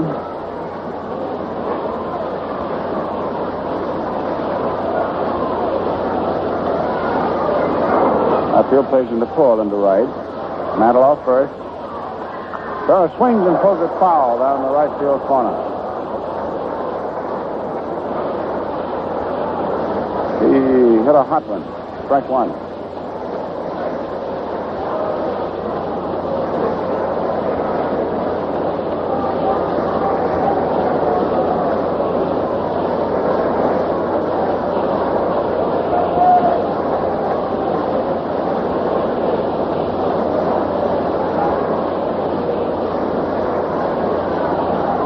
So the first, nothing doing.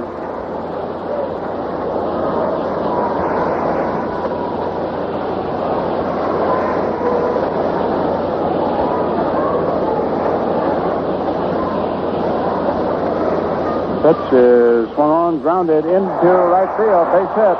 Mantle is on his way to third, and Burrow's on with his second single. Mantle, with his speed, takes the extra base very easily. And the Yankees are now threatening with men at first and third. Their fourth hit, Burrow's got half of them. Norm Seaman, 0 for 2. He had a tremendous cloud in the second inning to straightaway center, and Geiger went back and caught it on him. And he was bounced out second to first and to third. Seaman hitting at 270.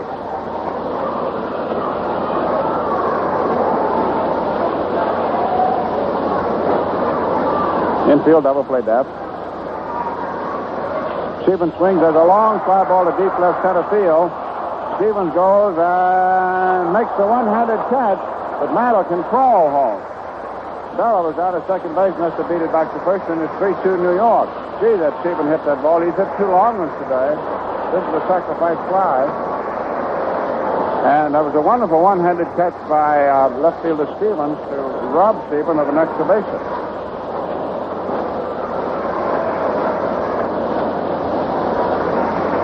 You know how far that ball was back at. If Mantle had been at second, I bet he could have scored. All right, 3-2 New York. Batter is Lopez.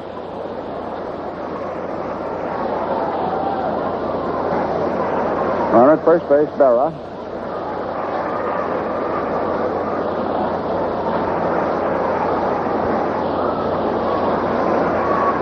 Roy's pitch is an inside curve, ball one. Right-hand batter, right-hand pitcher.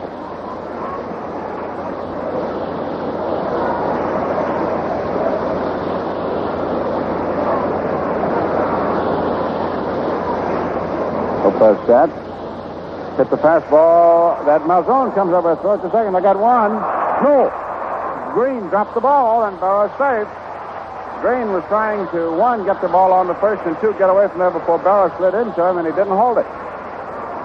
Malzone made a brilliant stop of a sharp ball that was hit to his left.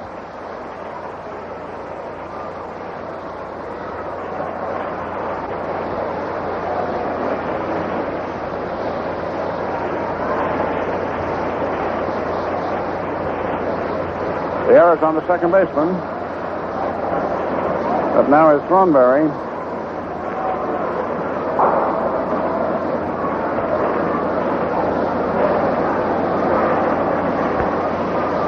Runners at first and second. 3-2 New York, one out. Curveball swung on and missed. Strike one.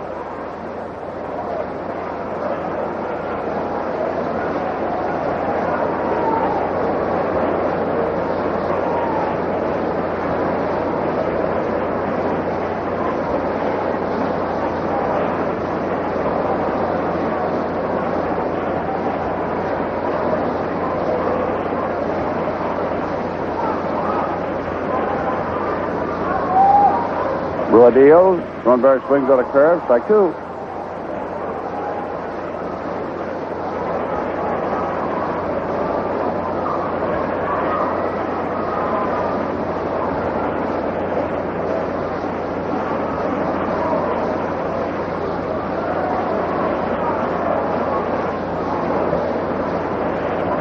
Brewer deals, and it is a curve into the hand. Ball one.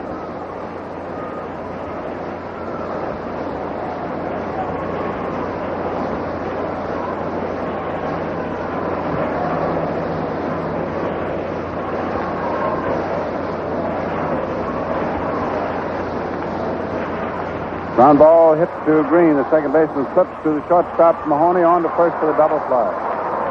So the Red Sox get out of it. That was 4-6 to 3. And the Yankees got a run. On a hit, there was an error. The run was earned. So at the end of 6 out here at the big ballpark, 3 runs, 4 hits, and 2 errors for New York. 2 runs, 9 hits, and 1 error for Boston. If you want to hear real music to your ears, visit your nearest Atlantic dealer and fill up with Atlantic Imperial. You'll like the difference. The sound of knock-free power that saves you money. The full, smooth sound of a gasoline perfectly balanced to provide your car with today's best combination of power and economy. Yes, new Atlantic Imperial gives you knock-free performance when you press down hard on the accelerator for passing, and even more important, in high-compression engines, when you press down just partway to maintain cruising speed. That means maximum economy. So visit your Atlantic dealer today. Try new Atlantic Imperial gasoline. And listen, you'll like the difference. The sound of knock-free power that saves you money.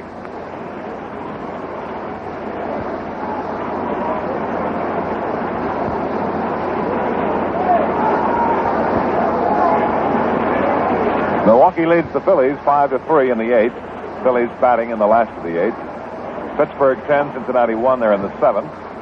Chicago 4, St. Louis nothing. They're in the 5th. In the American League, Washington 1, Baltimore nothing. They're in the 8th. Cleveland got a run in the top of the first inning to lead Kansas City, with Kansas City batting in the bottom of the first. And Detroit leads Chicago 3-2 as the White Sox try to nail down the 1959 pennant. Pumpsy Green leading off as we go to the top of the 7th inning.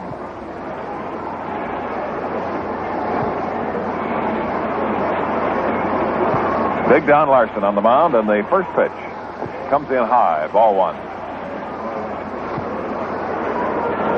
Curley pitched the first 4 innings, pulled a hamstring muscle in his left leg running the bases, and Larson came out of the bullpen for the start of the 5th. His ball game to win or lose. Green hits a foul ball back of his manager, who is the third base coacher. 1-1.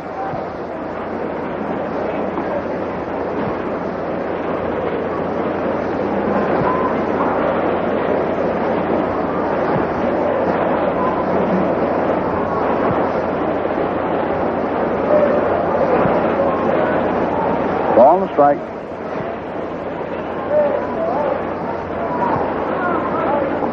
Curve, low inside, ball 2.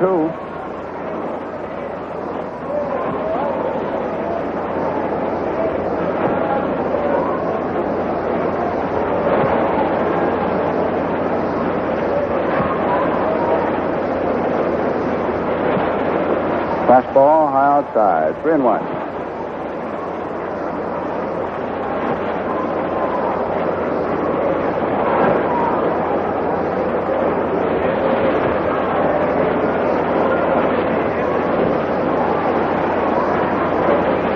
Ball 4, and that puts the tying run on to start the 7th.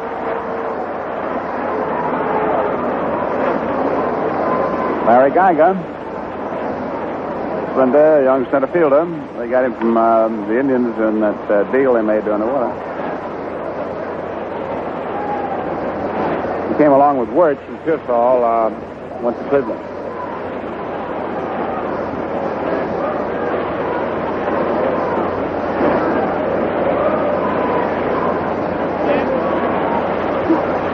Geiger, left-hand batter, swings and fouls the ball back. McDougal, drawn in very much at third, suspicious of a bunt.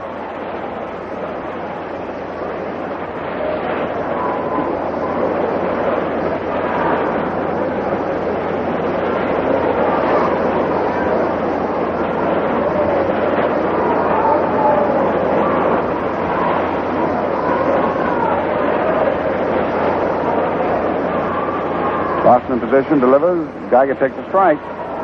They haven't had the bunt on for him. 2 strikes.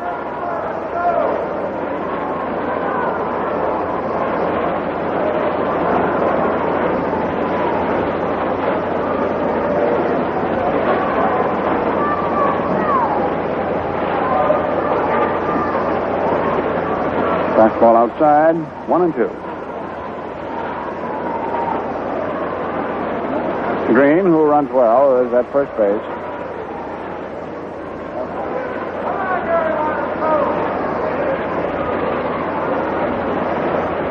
Geiger, left-hand hitter, waiting. Lawson always pitches deliberately. He's set. Deals 1-2, and Geiger takes strike 3 called. He slipped the outside corner above the knees on him. First strikeout. Now we have Pete Ronalds, who is 2 for 3 today. Hitting at .312. The Yankees leading in a squeaker, 3-2. Last meeting with the Red Sox. The Yankees have 2 games left down at Washington, and they're home for the final series with Baltimore Friday night, which will be ladies' night, Saturday afternoon, Children's Day, and Sunday. Pitch is outside, ball 1.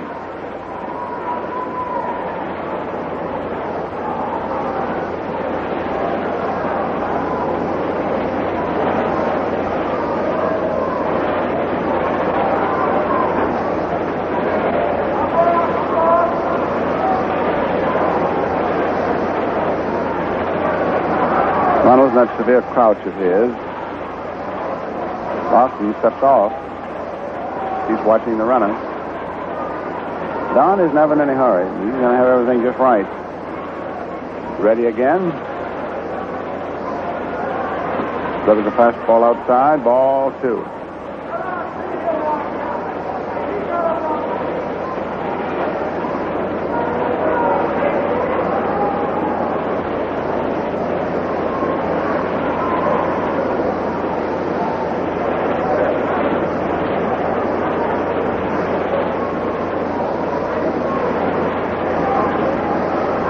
Nothing pitch.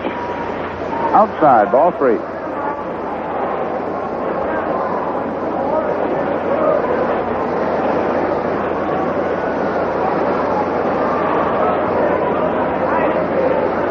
Three and on, 1 down. Man at first.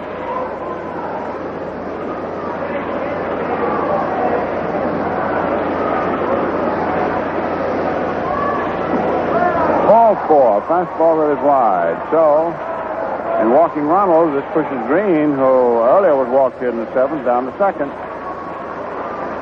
Runners at first and second, and Gene Stevens, who has 2 singles. 2 for 3. Hitting .280.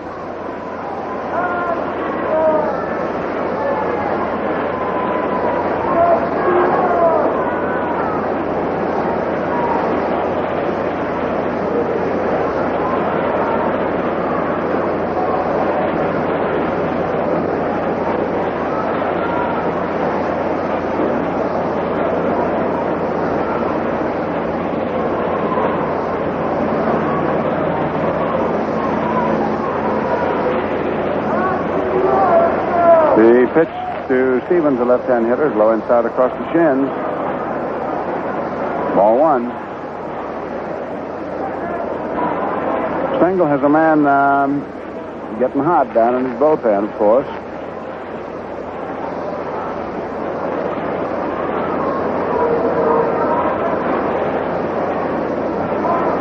The Yankees leading by a half, 3-2. Lawson has walked 2 of the 3 men he's pitched to here in the 7th.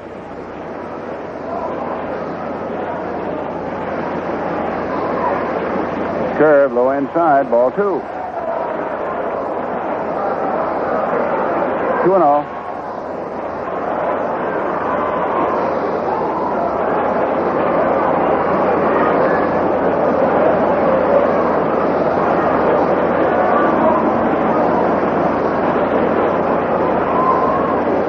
Fastball, foul back. 2-1. 2 balls, 1 strike. Yankees leading 3-2.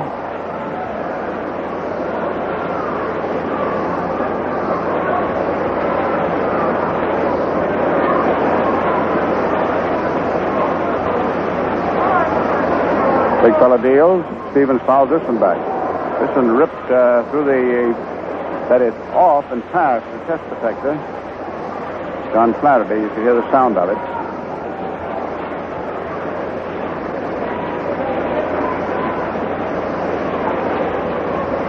2 balls, 2 strikes.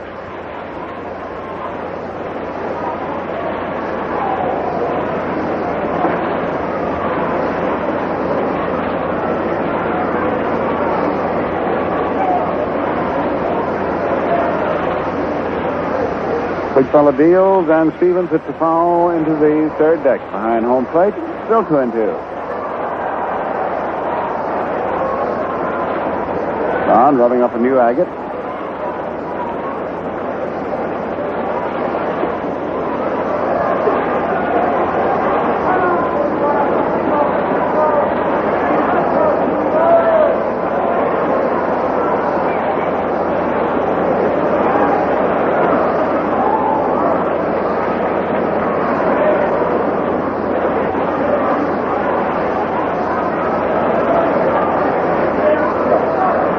Stevens, Crouch, swings, and it's a base hit inside first base down in the corner. Here is Green coming in with a tying run, and around the third goes Runnels. It's a long single. Stevens fielded the ball very well. Stevens went down to first base, took a turn, and then decided he'd better skid back in a hurry. Now it's a brand spanking new ball game. 3-3, and there's number 3-7 walking out to the mound. That's Mr. Casey Stengel. That's the third hit for Stevens. So these 2 walks, one of them has come home to tie it up.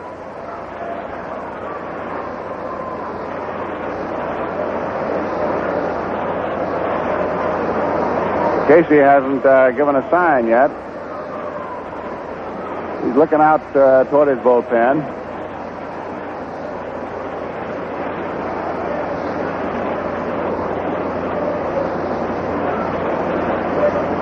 Three ball game.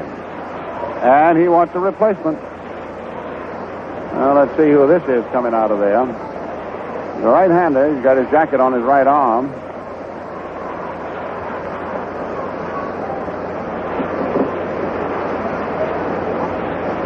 It is Duke Moss. Mr. Moss is the fireman. Boston pitched 2 1/3 innings. If Moss can get the side out without any scoring, well, that gets Lawson off the hook. Otherwise, Don is responsible for the 2 men who are now on. Either or both score, and it'll be charged to him. As Moss gets ready, he'll have to pitch to Jensen, who's the big runs batted in fella. Stevens at first, who's had 3 yesterday. Runnels is at third. This is the top of the 7th. It is a 3-3 tie. Duke is getting to the mound, and Lawson is vacating it. Stengel remains out there to say something to Moss and to Berra. And let's say something to the effect that we'll pause for station identification.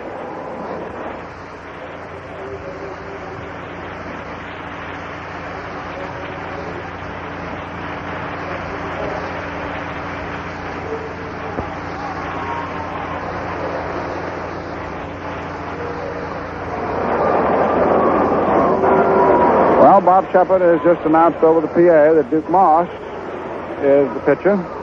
He has won 13 and lost 8. And whether he will be a pitcher of record remains to be seen. Now, let's see if we can dig out any more information on these other games for you.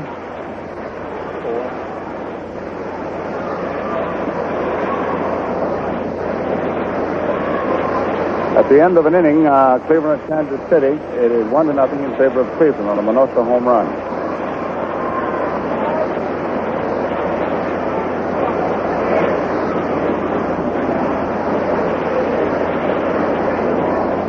We'll look back on the printer and see if we've got anything any later. Detroit scored 2 more in the 5th inning at Chicago to lead 5-2.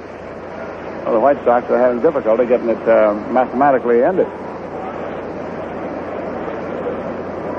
We should have an 8th inning score from Philadelphia in the National League. There it is. It's a tie. Philadelphia has caught Milwaukee. It is 5-5 going into the 9th inning. Low. 5-5. All right, here's Jensen up. Moss is ready to pitch. This ball game is tied now for the second time. Currently it's 3-3. Runnels is at third base. Stevens just got his third hit and tied it up as at first. Jensen 1 for 3. Takes low. Ball 1. Moss has won 13 and lost 8. He's been both a reliever and a starter, but primarily a starter. Jensen batting .269.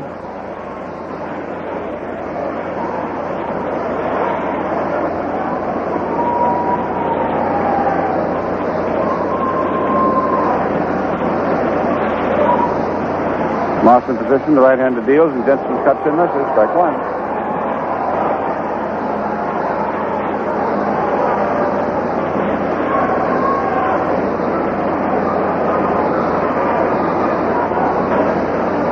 When Baltimore comes in for the finale series this weekend, it'll be ladies' night Friday.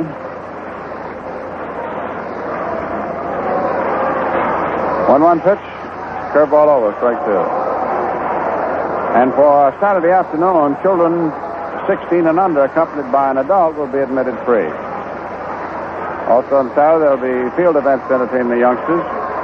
Home run contest featuring Mickey Mantle and Yogi Berra, as well as Gus Viandos and Gene Woodling of the Orioles, and also a throwing contest for accuracy. 1 ball, 2 strikes. Jensen is up.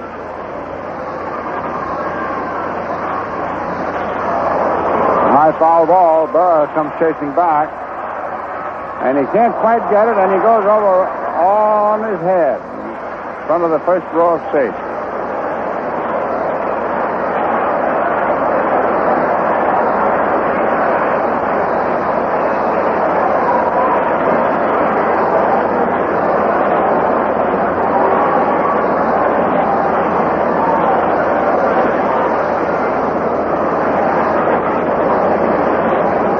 One ball, 2 strikes. And for the last day of the season, a week from today, be on the alert for news of a big surprise planned for you fans by the Yankee management in appreciation of your loyalty and support of the team this year. All right, Jensen up, 3-3 ball game. Runners at first and third. 1 out.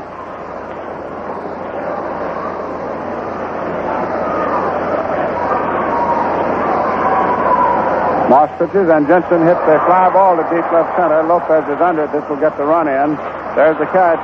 The left fielder's throw goes to second base, conceding the run, and quite properly, and to hold the runner at first. So the Red Sox now go ahead 4-3. Sacrifice fly for Jensen. This gives him his 106th run batted in of the year. And both of the walks that Lawson started the inning with have now been turned into runs. Both runs are charged to him. Here's Malzone, who tripled against Lawson in the 6th inning. Hit it to right center field. Frank batting .281. Takes a curveball, and there goes Stevens down to second base, and he's out. Berra to Richardson. So, Saul, attempted steal, finishes it. 2 runs on 1 hit. There was nobody left. There were no errors. Score end of 6.5. Boston 4 and New York 3. Listen.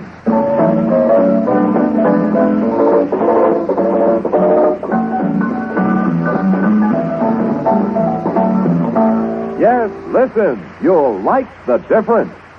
When you step down on the accelerator, you want full, knock-free power, not this.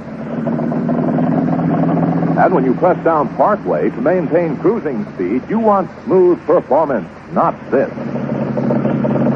Here's what you get with new Atlantic Imperial gasoline. Smooth performance without knock for regular highway driving. That means maximum economy. Listen. You'll like the difference. The sound of knock-free power that saves you money. So So try new Atlantic Imperial, the gasoline that keeps your car on the go. Bill McDougall to lead it off with the Yankees as we go to the bottom of the seventh. The Yankee fans up for that seventh inning stretch, now leisurely getting back into their seats to watch the windup of this one. The Red Sox leading 4-3.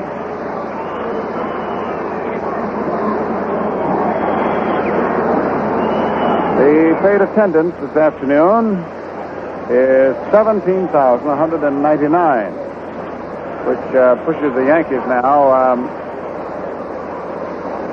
1,500,000 and a little better than 18,000.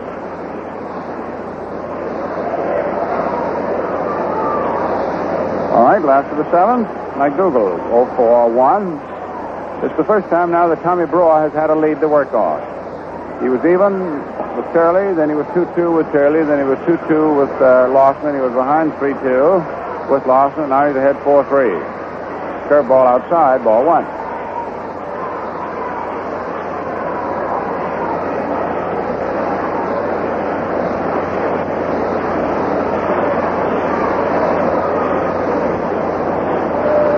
Pitch swung on. There's a high fly ball out into short right center. Second baseman Green is out under it. He's got it. Now let's see what move Casey makes.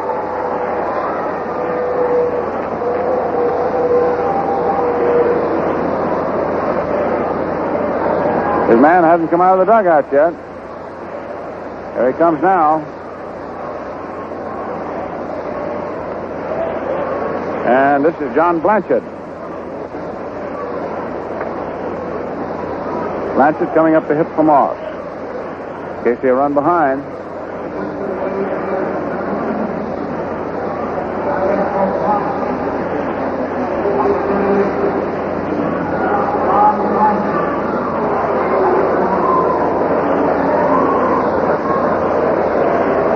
So the Yankees will call on a fourth man, eighth inning. Blanchard hitting 167. He's had little opportunity this year. And no opportunity to play with any regularity. All right, 4-3 Boston. Blanchard, left-hand hitter. Right-hander Brewer pitches, and it's a fastball high inside, and Blanchard drops.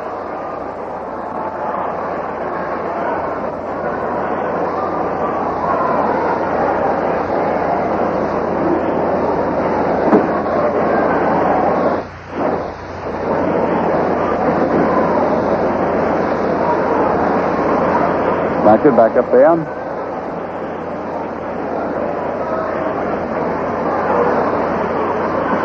Curveball. The bulletin on the board is about Duran. The bulletin says Duran broke right wrist when he tripped yesterday. That's his pitching wrist, too. Curveball is inside ball, too.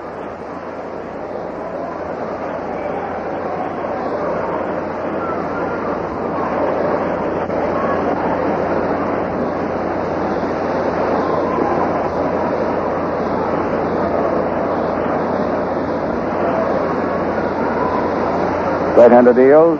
Fastball high outside. 3-1.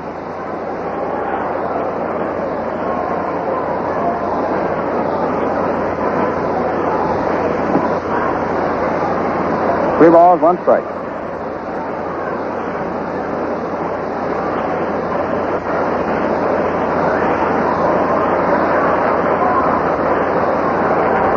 Brewer double pumping. Fastball high outside, ball four. And Blanchard is on, base on ball, and then that puts the tying run at first. And manager Jurgis is out of the Red Sox dugout and on his way to the mound. Now, he has not been out there before, so he's free to go out and check with him, or he may be wishing to make a change. Chance goes down to first base to run for Blanchard. Little pitcher. There's the announcement on Chance.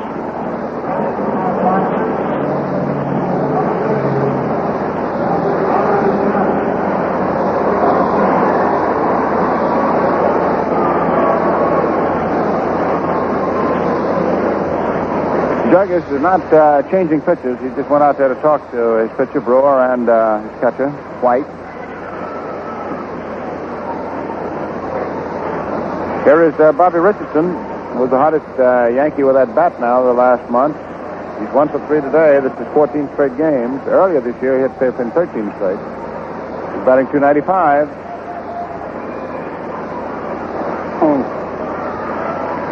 Pitch is low outside. Ball 1.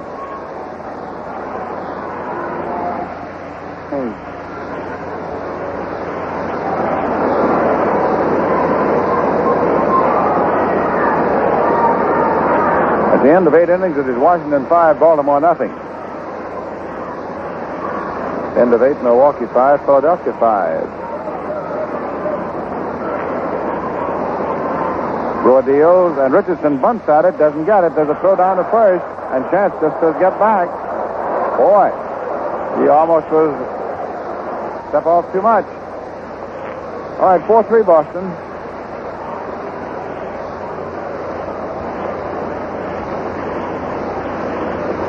One out. Chance is the pinch runner. First base.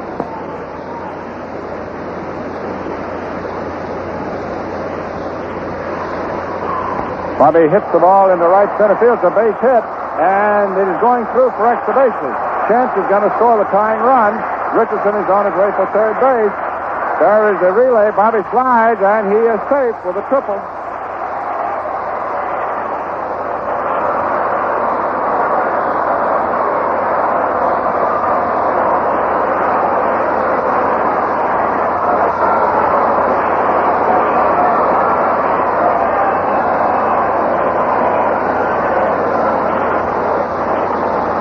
Well, Richardson hit a liner right on through right center field to the auxiliary scoreboard. That's where it bounced up again.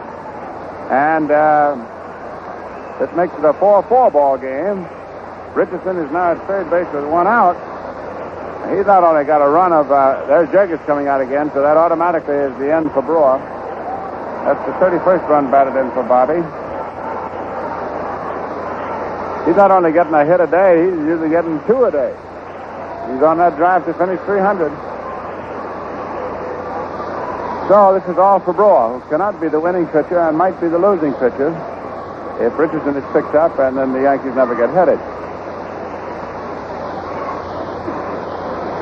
6 in the third inning for Tom, and he is out.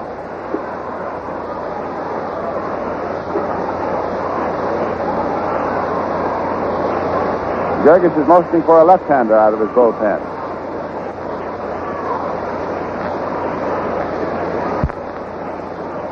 Speaking of a left-hand relief pitcher, we were talking with Leo Tyler today. His right eye is all black and blue around there where that ball struck. He said, thank goodness that he was able to get his glove partially on the ball so the ball did not hit him with full impact.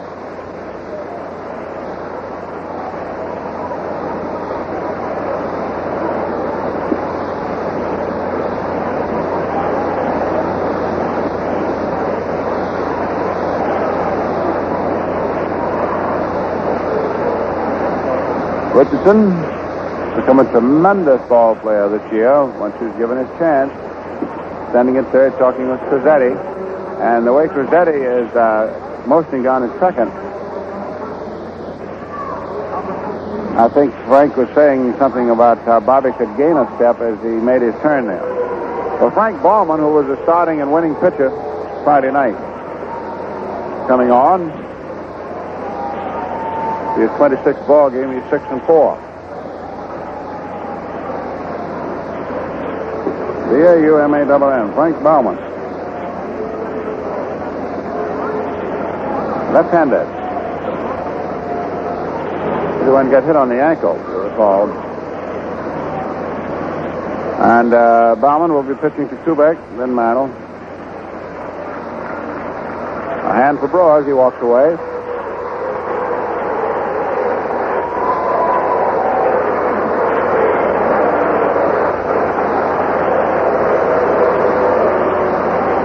After the seventh.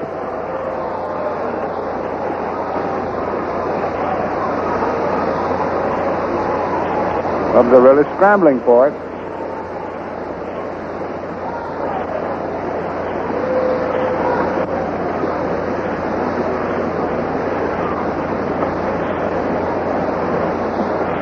Baumann throwing his pitches down, getting set.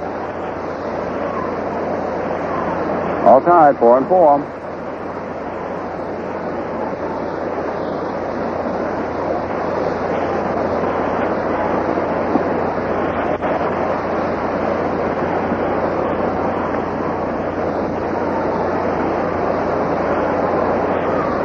Stengel is bringing a man in. Looks like Elston Howard coming over the fence. Milwaukee, after blowing a 4-0 lead, and then going ahead 5-3, and losing that, is now and then got tied 5-5. Has just come up with 3 runs in the 9th inning. So it is Milwaukee 8, Philadelphia 5. Elston Howard is being brought in across right field from the bullpen. He may hit for Kubek.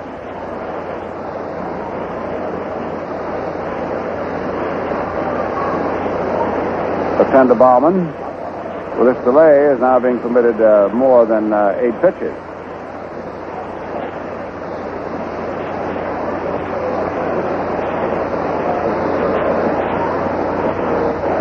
That's what it's going to be. Howard hitting for Kubek.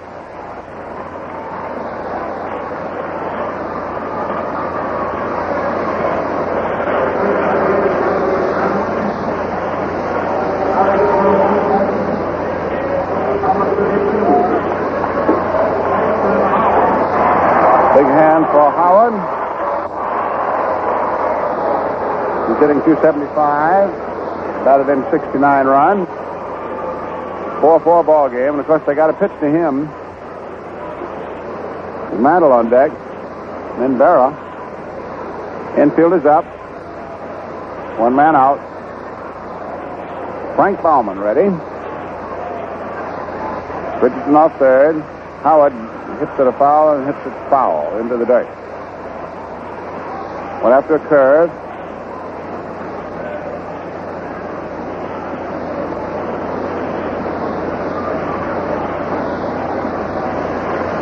Infield up tight. Outfield around toward left and back deep. Bauman pitches, and Howard hits a long drive down the left field corner. It is a home run.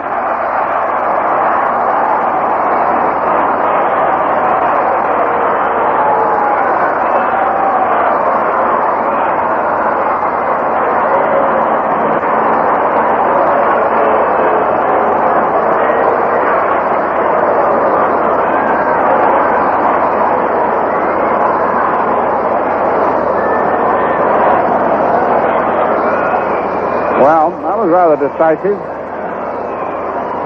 A home run. And for Elston, that gives him 71 RBIs. That's his 18th home run. And the Yankees are now ahead 6-4, and the batter is Mantle. The tie-breaking run was charged to Brewer, whose responsibility was for Richardson at third. Mantle hitting right-handed against the Bauman. Takes the fastball outside, ball 1. 6-4, favor New York.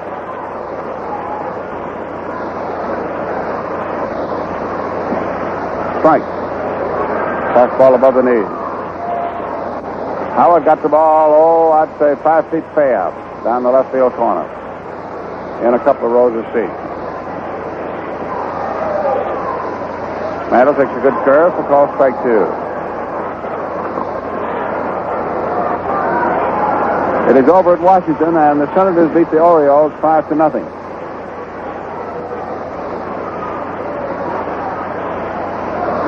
Curve, call strike 3. Now we have 2 men out after the 7th. Batter is Berra, who has had singles. His last 2 trips, 2 for 3, batted in 2 runs, first 2. Yogi hitting 284.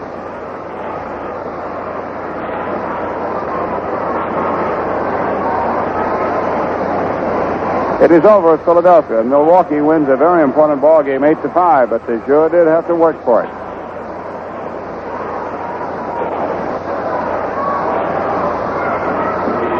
Pitch is outside.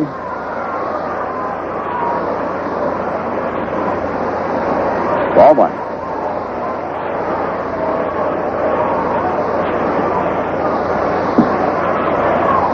Curve low outside, and it is ball 1.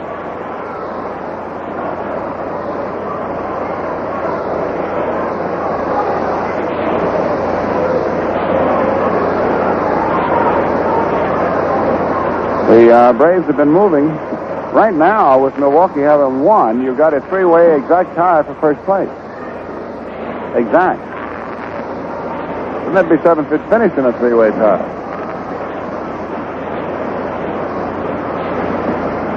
Curve over for a strike. Good one. However, later this afternoon on the coast, with both Los Angeles and San Francisco knowing that Milwaukee has won, that it is a three-way tie, those two ball clubs play for it. One of them has got to get hurt. The other's got to go in first place. Berra fouls it off.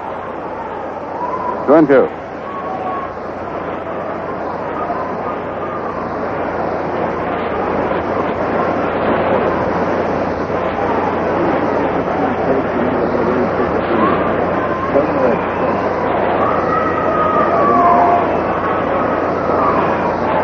Pitch is strike three swinging. Sidearm curveball. Strikes him out, but before Bauman got the two strikeouts, the Yankees picked up 3 runs, a walk, a triple by Richardson, a pinch hit home run by Howard. End of 7, it is 6-6-2 for New York and 4-10-1 for Boston. Jim Coates is coming on to try to hold on to the 2-run lead that the Yankees picked up in the 7th inning, thanks to the 2-run homer by Elston Howard.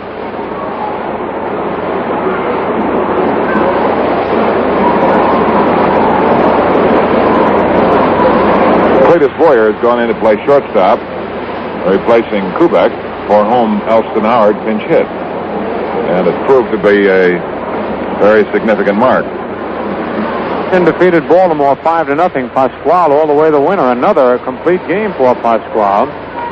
He's had a tremendous year, both in won and loss percentage and for complete games. The loser is Odell, relieved by Lowe's and Fisher. Dobek had a home in the first with nobody on. Cleveland leads Kansas City 3-0 at the end of 3. McLish against Garver.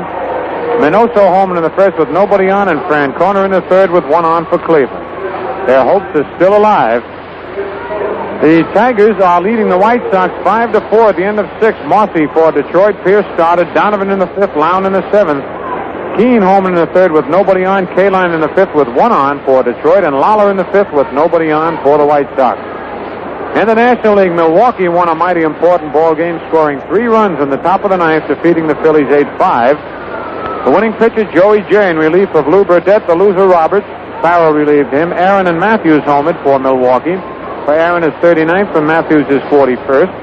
Sawatsky had 1 in the 8th with 1 on to tie up the game. The Pirates defeated Cincinnati 10-1. Low all the way the winner. Brosnan the loser. Los Angeles at San Francisco. Padres against Sam Jones. And the Cubs are leading the Cardinals 4-2 at the end of 5.5. Hillman against Mizell. Moran had a home in the 4th with 2 on for Chicago. As we get ready to go on the top of the 8th, the Yankees lead 6-4. Frank Malzone, who fly to left, fly to center, and triple a right center the batter. Malzone takes a pitch over, strike 1 call.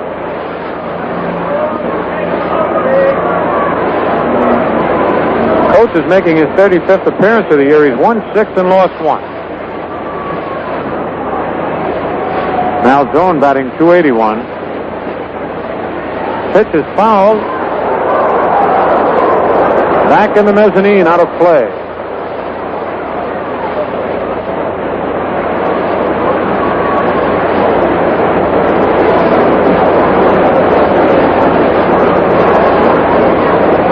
Nothing in 2 to count on Malzone.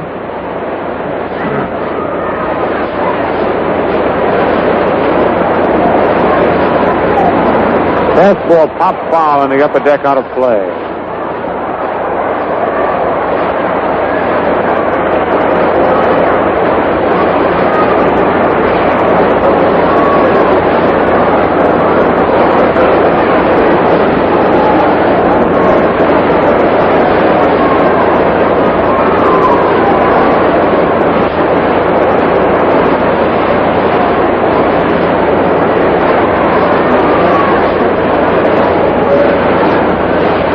Rick Wirth is on deck swinging a bat. Here's the pitch. It's pop foul and back out of play in the upper deck.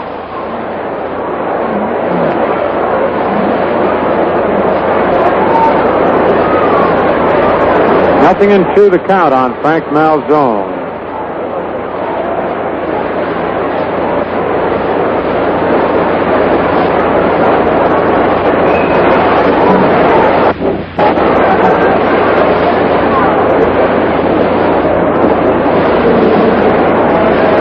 Yankees 6 and the Red Sox 4. We're in the top of the 8th inning. Here's the 2-strike pitch. Change-up hit on one hop over Coates' glove. Richardson in back, a second up with a throws to first. He dropped the ball. It was in the dirt. Richardson made another pretty play, but again, getting rid of the ball real quick. It goes for an infield single, threw it low, and in the dirt, and Thornberry couldn't quite come up with the ball. It goes as an infield single. Oh, that Bobby Richardson is all over the field. He was on the edge of the outfield grass and back of second base. Came up with that ball and got rid of it real quick, but couldn't get enough on it. And Malzone is on with a single, and here's Vic Wertz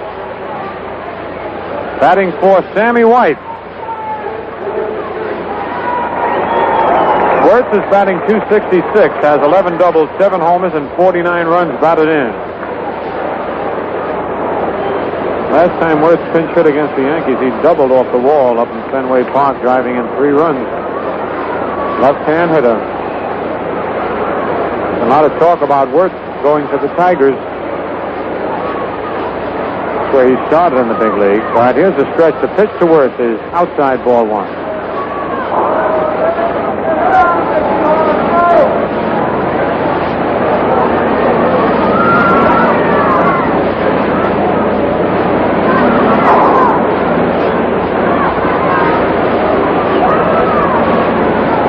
Coach set. Let's put the runner at first. Fastball low, ball 2-2-0.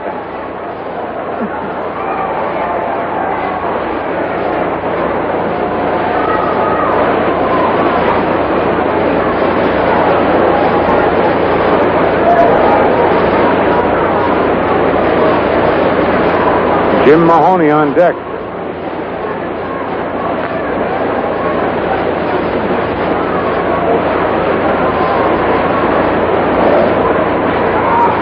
Thornberry playing in back of the runner at first. The pitch to Wertz is a strike called on the outside corner.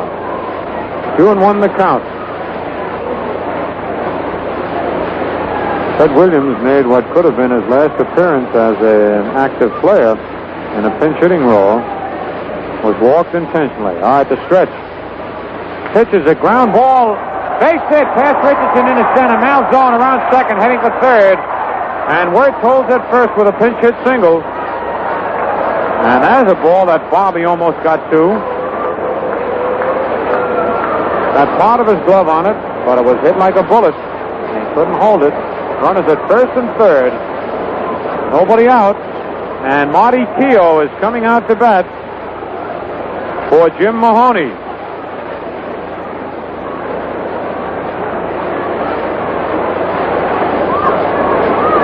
Marty Keogh, left-hand hitting outfielder. Batting .237 with 12 doubles, 5 triples, 7 homers, and 26 runs batted in.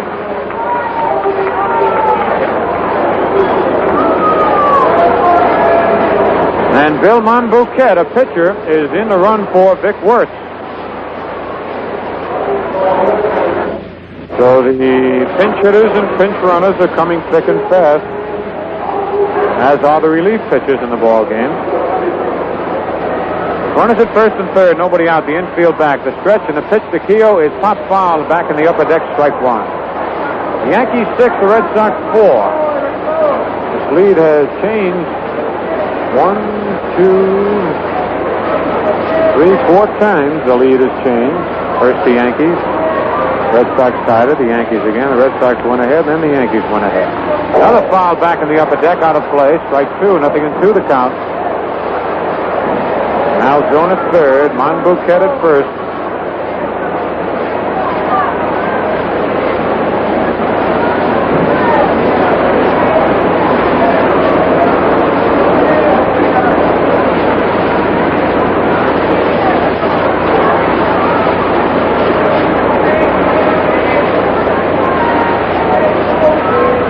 All right, coach ready. Check the sign with Yogi. Here's the stretch.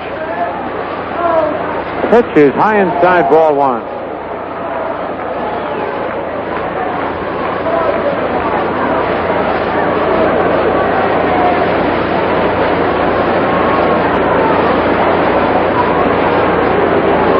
Nobody out here in the top of the 8th inning.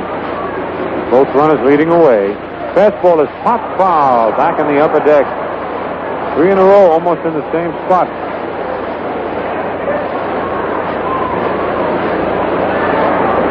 Coates goes to the rosin bag.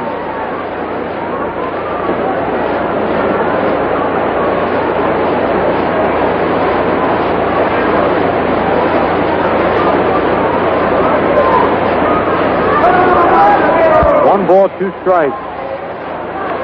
Here's the stretch position by Coates. Pitch is pop foul. Off the top of the upper deck, going down below this time. Keogh getting underneath those fastballs thrown by Coates.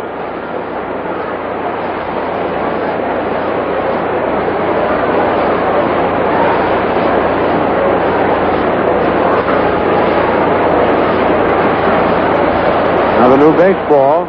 Coates is set with it.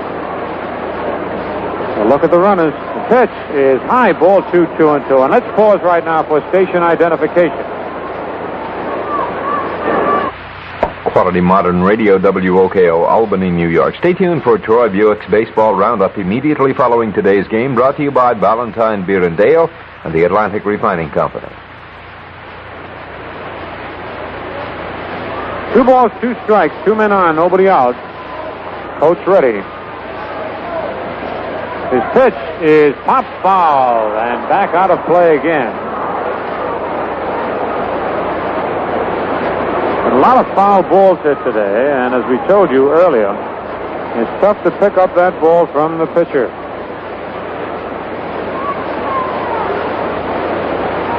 Everybody swinging a little bit late.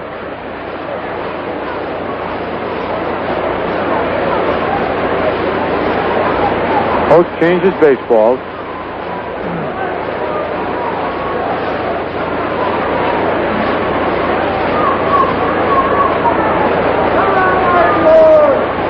Ron Bouquet leads off first. Malzone off third. The stretch. Pitch is strike 3 swinging. Got him on a fastball.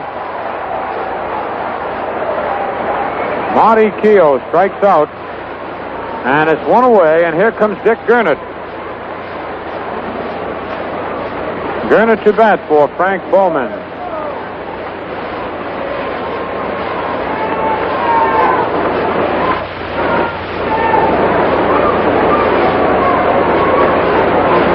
Dick batting .259, has 14 doubles, 1 triple, 11 homers, and 41 runs batted in.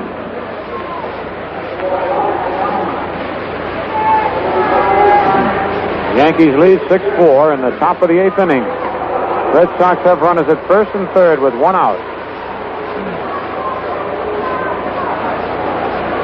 Milwaukee won their ball game 8-5, and they'll go ahead of either the Dodgers or the Giants. Whoever loses that game, as Milwaukee is just half game behind both teams. All right, here's the stretch. Pitch is fouled back out of play. Strike 1.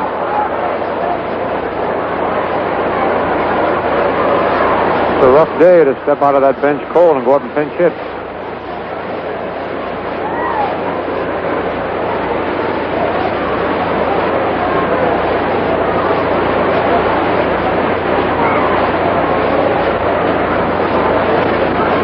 Here's the 1-strike pitch. It's strike 2, a swing and a miss on an inside fastball. On deck, Pumpsy Green.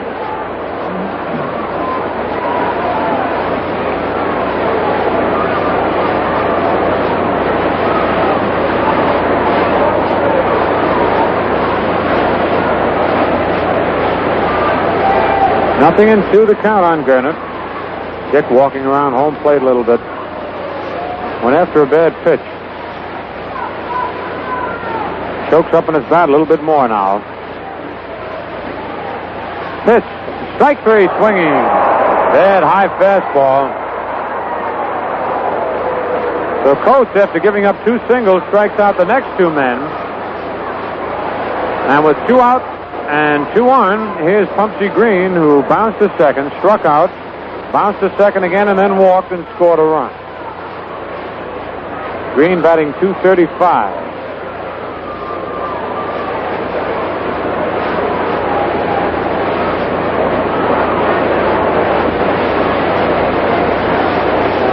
Red Sox needing 2 to tie, 3 to go ahead. Runners lead off first and third. Pitch to Green is a little bit high, ball 1. On deck, Gary Geiger.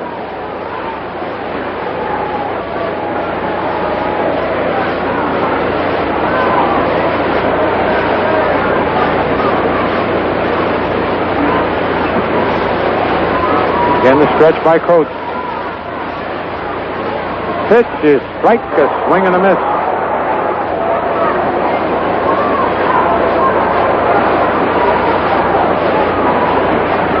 One and one the count.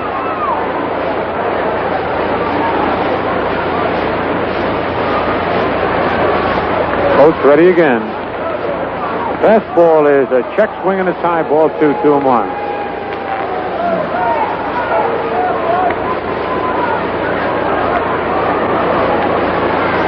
2 balls, 1 strike, 2 out, and 2 on. Yankees 6, Red Sox 4.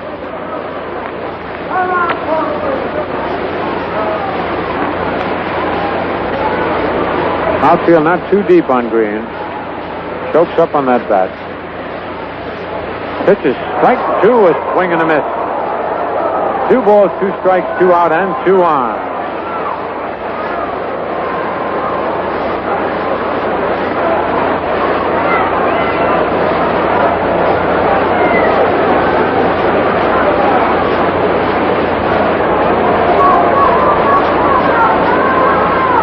Jim Coates ready with the sign on the mound. The stretch, the pitch, a line drive to straightaway center field. Mantle moving back and makes the catch, and Mickey almost lost that ball in the sun. He got there, staggered a little bit, and then caught the ball and turned his head at the last second. Green hit the ball well, but right at Mickey in center. So the Red Sox stretch goes by the boards, and for Boston in the top of the 8th, no runs, 2 hits. No Yankee errors, 2 men left. The score at the end of 7.5 innings of play. The Yankees 6 and the Red Sox 4.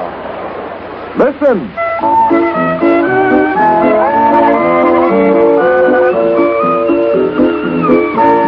You'll like the difference. Here's engine knock.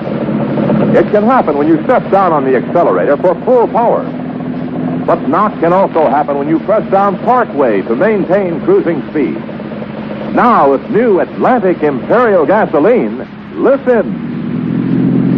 Smooth, knock-free power for full acceleration. And for regular highway driving. 4 miles per gallon for top economy. Yes, here's the sound of knock-free power that saves you money.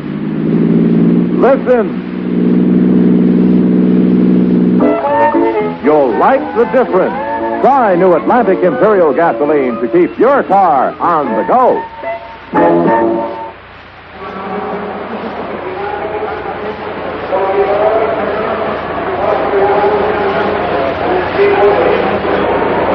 Out on the mound for the Boston Red Sox, Mike Fornelli, the right-hander. Fornelli, making his 44th appearance of the year, has won 4 and lost 3. Relieved against the Yankees here on Friday night, September 18th. Pitched 1/3 of an inning, giving up 1 hit and 1 walk. Didn't allow a run. Saved the game for Baumann. Mike is 5'11", 172 pounds, from Havana, Cuba. For the Yankees, in the bottom of the 8th, Norm Sebring, Hector Lopez, and Marv Throneberry.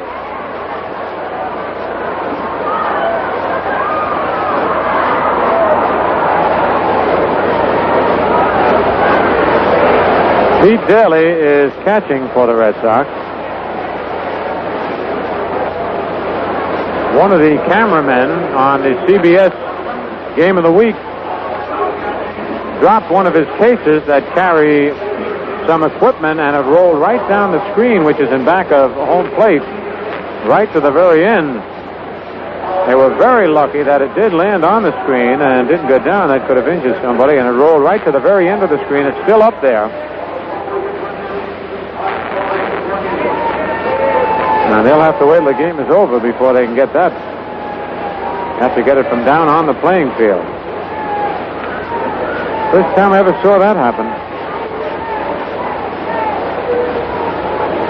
Yes, every once in a while you think you see somebody falling out of that upper deck the way they go for those foul balls.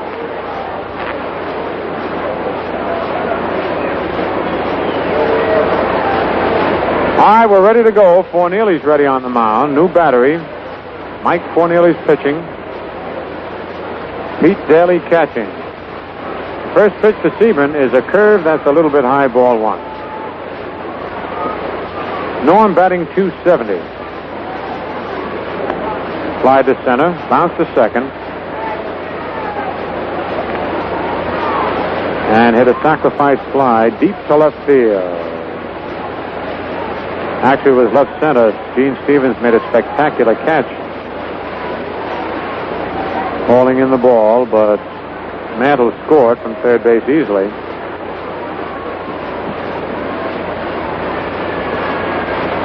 Fastball is lined to left field, a base hit. Stevens to his right, backhands the ball. Sebring around first, starts for second, then comes back as Stevens makes a perfect throw to second base. It's a good thing that Sebring changed his mind, or he'd have been a dead duck. A line single for Norm Sebring. That's hit number 7 for the Yankees. The Red Sox have 12. Here's Hector Lopez, who bounced to third twice and reached on an error. Hector batting .280. Bobby Richardson's up to .297 now. Boy, he's battling that 300 mark. The pitch is taken over, strike one. Hector bluffed the bunt. At least squared around a bunt, then drew his bat back. One strike on Lopez. Yankees leading 6-4 in the bottom of the eighth.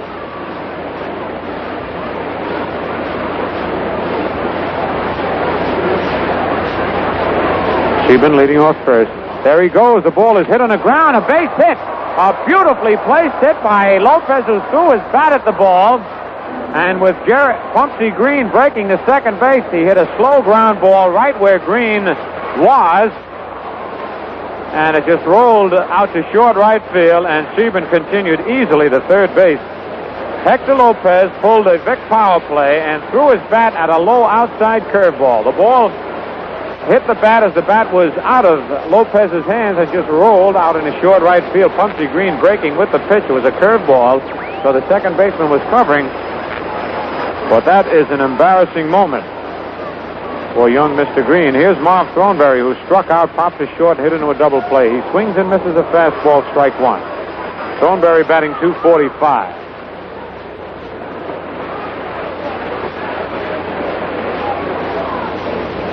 That's quite a play when you got that infield moving. A lot of things can happen. Runners at first and third. A ground ball hit slowly to second. Green goes to second for one. They got Lopez. Hector didn't slide. The run scored, and the Yankees lead 7-4. Trying to get this game over with a little early. Force play went from second to short. An RBI for Thornberry. For Marv, his 22nd RBI of the year. The Yankees are leading 7-4.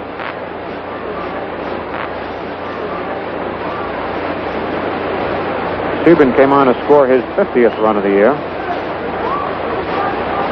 And here's Gil McDougall. Gil walked, hit to the box, and popped to second. He takes a curve low, ball one. McDougall batting .245.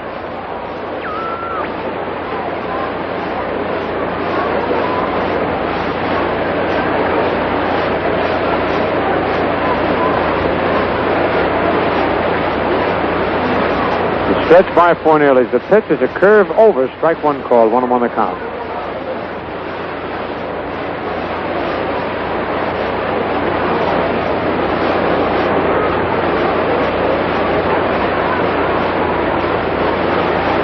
One ball, one strike, one out, one run in.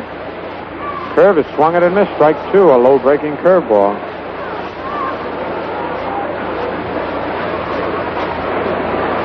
Getting near that time of the day, getting a little hungry. Sure wish I was at that Cliffside Elks beefsteak dinner they're having right now. We were all invited up there, but of course we couldn't go with the ball game. 1 ball, 2 strikes. Cornelius sets on the mound. Pitch, sidearm curve, ground ball is short. Runnels to Green for 1, back to first, double play. Remember, Pete Runnels broke in as a shortstop with the Washington Senators, and for the Yankees in the bottom of the 8th, 1 run, 2 hits, no Red Sox errors, nobody left to score at the end of 8 full innings. The Yankees have 7 runs on but 8 hits and 2 errors, while the Red Sox have 4 runs on 12 hits and 1 error. New Atlantic Imperial gasoline is just what the doctor ordered if you're having trouble with engine knock in your car. You see, New Atlantic Imperial has been specially formulated to help eliminate knock, whether it's knock from accelerating quickly or knock at part throttle when you step down slightly to maintain speed. This means top efficiency and top mileage. New Atlantic Imperial gives your car today's best combination of power and economy. Try a tankful. You'll like the difference. The sound of knock-free power that saves you money. Drive into your Atlantic dealers. Try now the New Atlantic Imperial gasoline with full-range octane for power and maximum economy, keeping your car on the go. On the scoreboard, Washington beat Baltimore 5-0. Cleveland leads Kansas City 3-0 going in the 6th inning. And in the 8th, it's Detroit 5, the White Sox 4. In the National League, Milwaukee beat Philadelphia 8-5. Pittsburgh 10, Cincinnati 1. Dodgers fail to score in the top of the 1st. Padres against Jones. And the Cardinals lead the Cubs 6-4 in the bottom of the 7th. Well, the Red Sox come to the plate in the top of the 9th, trailing 7-4. With the Yankees closing out their next to last homestand of the season. Following these 3, the Yankees go down to Washington and then return to play Baltimore next Friday night, Saturday and Sunday at the stadium, with special events planned on all of those days.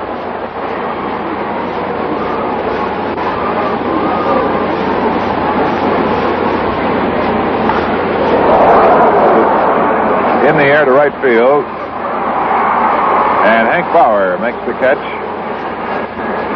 and Gary Geiger is out. Bauer had gone into right field for defensive purposes. 1 away, and here's Pete Runnels. Offensively and defensively, had an RBI and scored a run, 1 base hit, and a sacrifice fly. Here's Pete Runnels, who's 2 for 3, 2 singles, a walk, and a grounder back to the box. Takes a pitch over, strike 1 call. Runnels batting .312. Pete is 3rd in the American League in batting. Left-hand hitter. Takes a pitch below the knees, ball 1-1.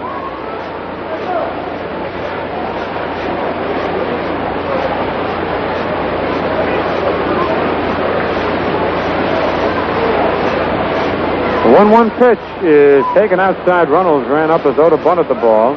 Pitch was way outside. 2-1 the count.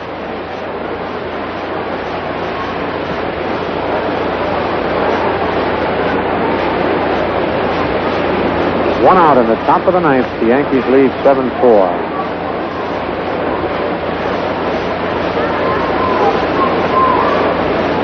Pitch to Runnels is high outside. Ball 3. 3-1.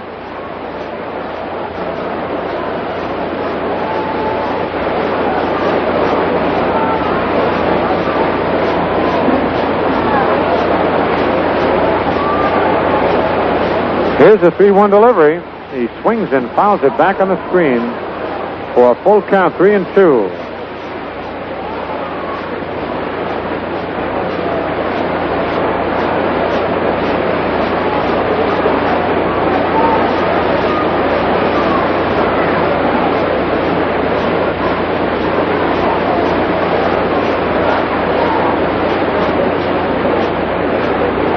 Three balls, 2 strikes, 1 out, nobody on.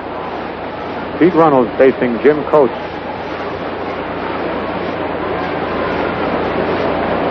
Here's the payoff pitch to Runnels. Way outside, ball 4. That one wasn't even close. Coach walks his first man of the ball game. And it brings up Gene Stevens, who's had a pretty nice day. He's 3 for 4 and struck out his other time. Stevens batting .282.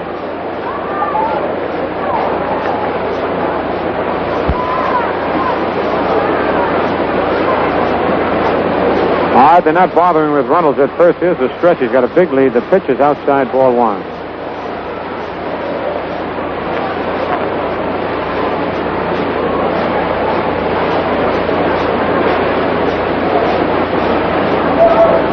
One ball, no strikes, 1 out.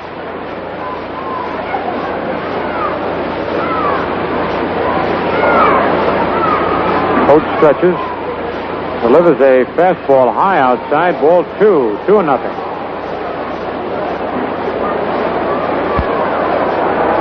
And here comes Casey Stengel out of the Yankee dugout to talk with Jim Coates.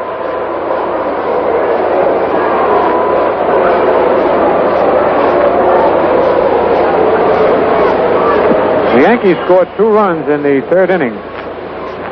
Came back with 1 in the 6th, 3 in the 7th, and 1 in the 8th, while the Red Sox came up with 2 in the 4th and 2 in the 7th. Bobby Richardson is 2 for 4 and is now batting .297. Everybody pulling for little Bobby to reach that 300 mark. All right, Casey comes back to the dugout. Coates remains in the ball game. 2 balls, no strikes on Gene Stevens. Runnels at first with 1 out in the top of the 9th. The Yankees leading 7-4. Pitch is high outside, ball 3.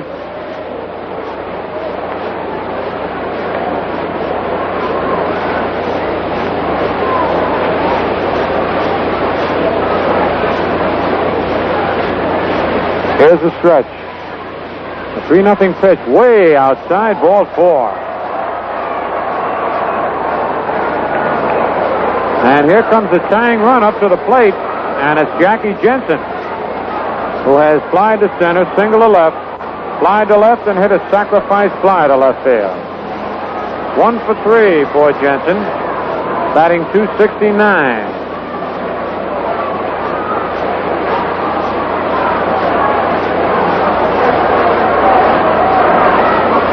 Stevens at first, Runnels at second, 1 out. Here's the stretch by Coates. Pitch to Jensen is high inside, ball 1.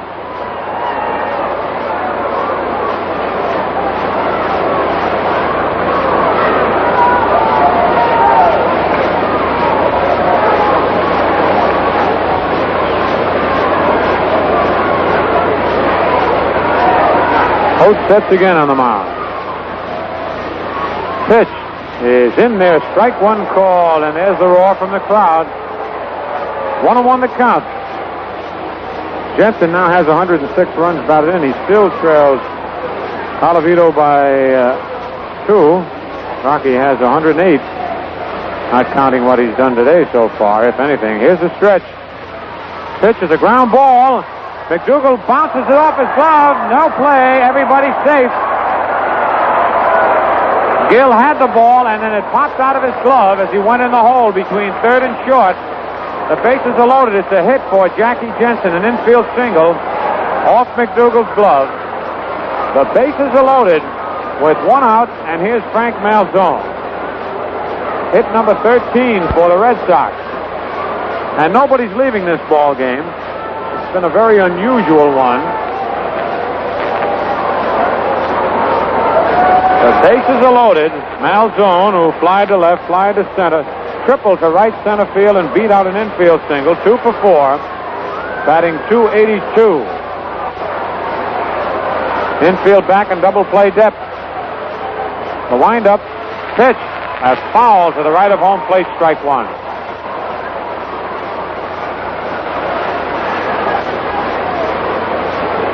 Youngster almost went out on the field trying to get that foul ball that rolled down in front of the lower box seat. 1 strike on Frank Malzone. Coates into the windup. The pitch, low outside, ball 1-1. Thornberry came charging in back of Jensen, but Yogi didn't make a throw. Jensen at first, Stevens at second, and Runnels at third. And on deck, Pete Daly came on and do the catching when Sammy White left the game. Here's the windup. The pitch is a high pop to the infield. The infield fly rule is called. Malzone is automatically out. Richardson makes the catch. And it's 2 out with the bases loaded and the batter, Pete Daly. Daly's batting .226, has 7 doubles, 1 homer, and 11 runs batted in.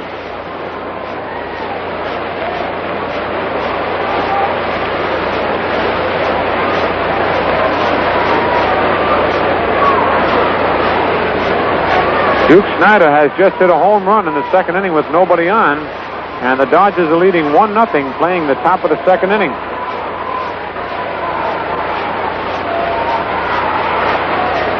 Two men out, the bases loaded. The pitch to Daly is a strike call. The fastball down the middle just above the knees.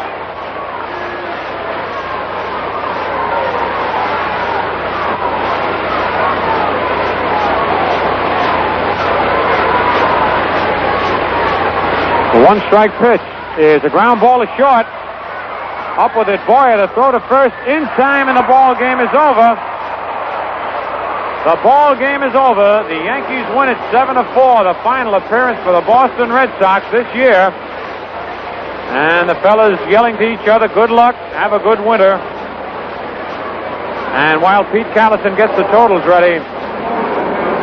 Well, that wraps up another Atlantic baseball broadcast.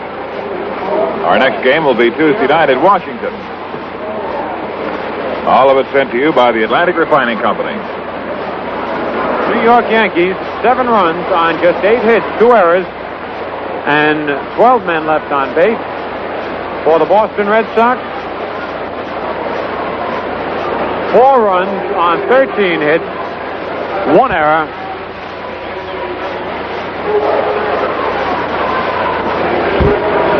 and 12 men left on base. The winning pitcher is Duke Moss, who pitched just 1 inning and gets credit for the win. Duke's record now, 14 wins and 8 defeats. And the losing pitcher is Tom Brewer, who started his record 10 wins and 12 defeats.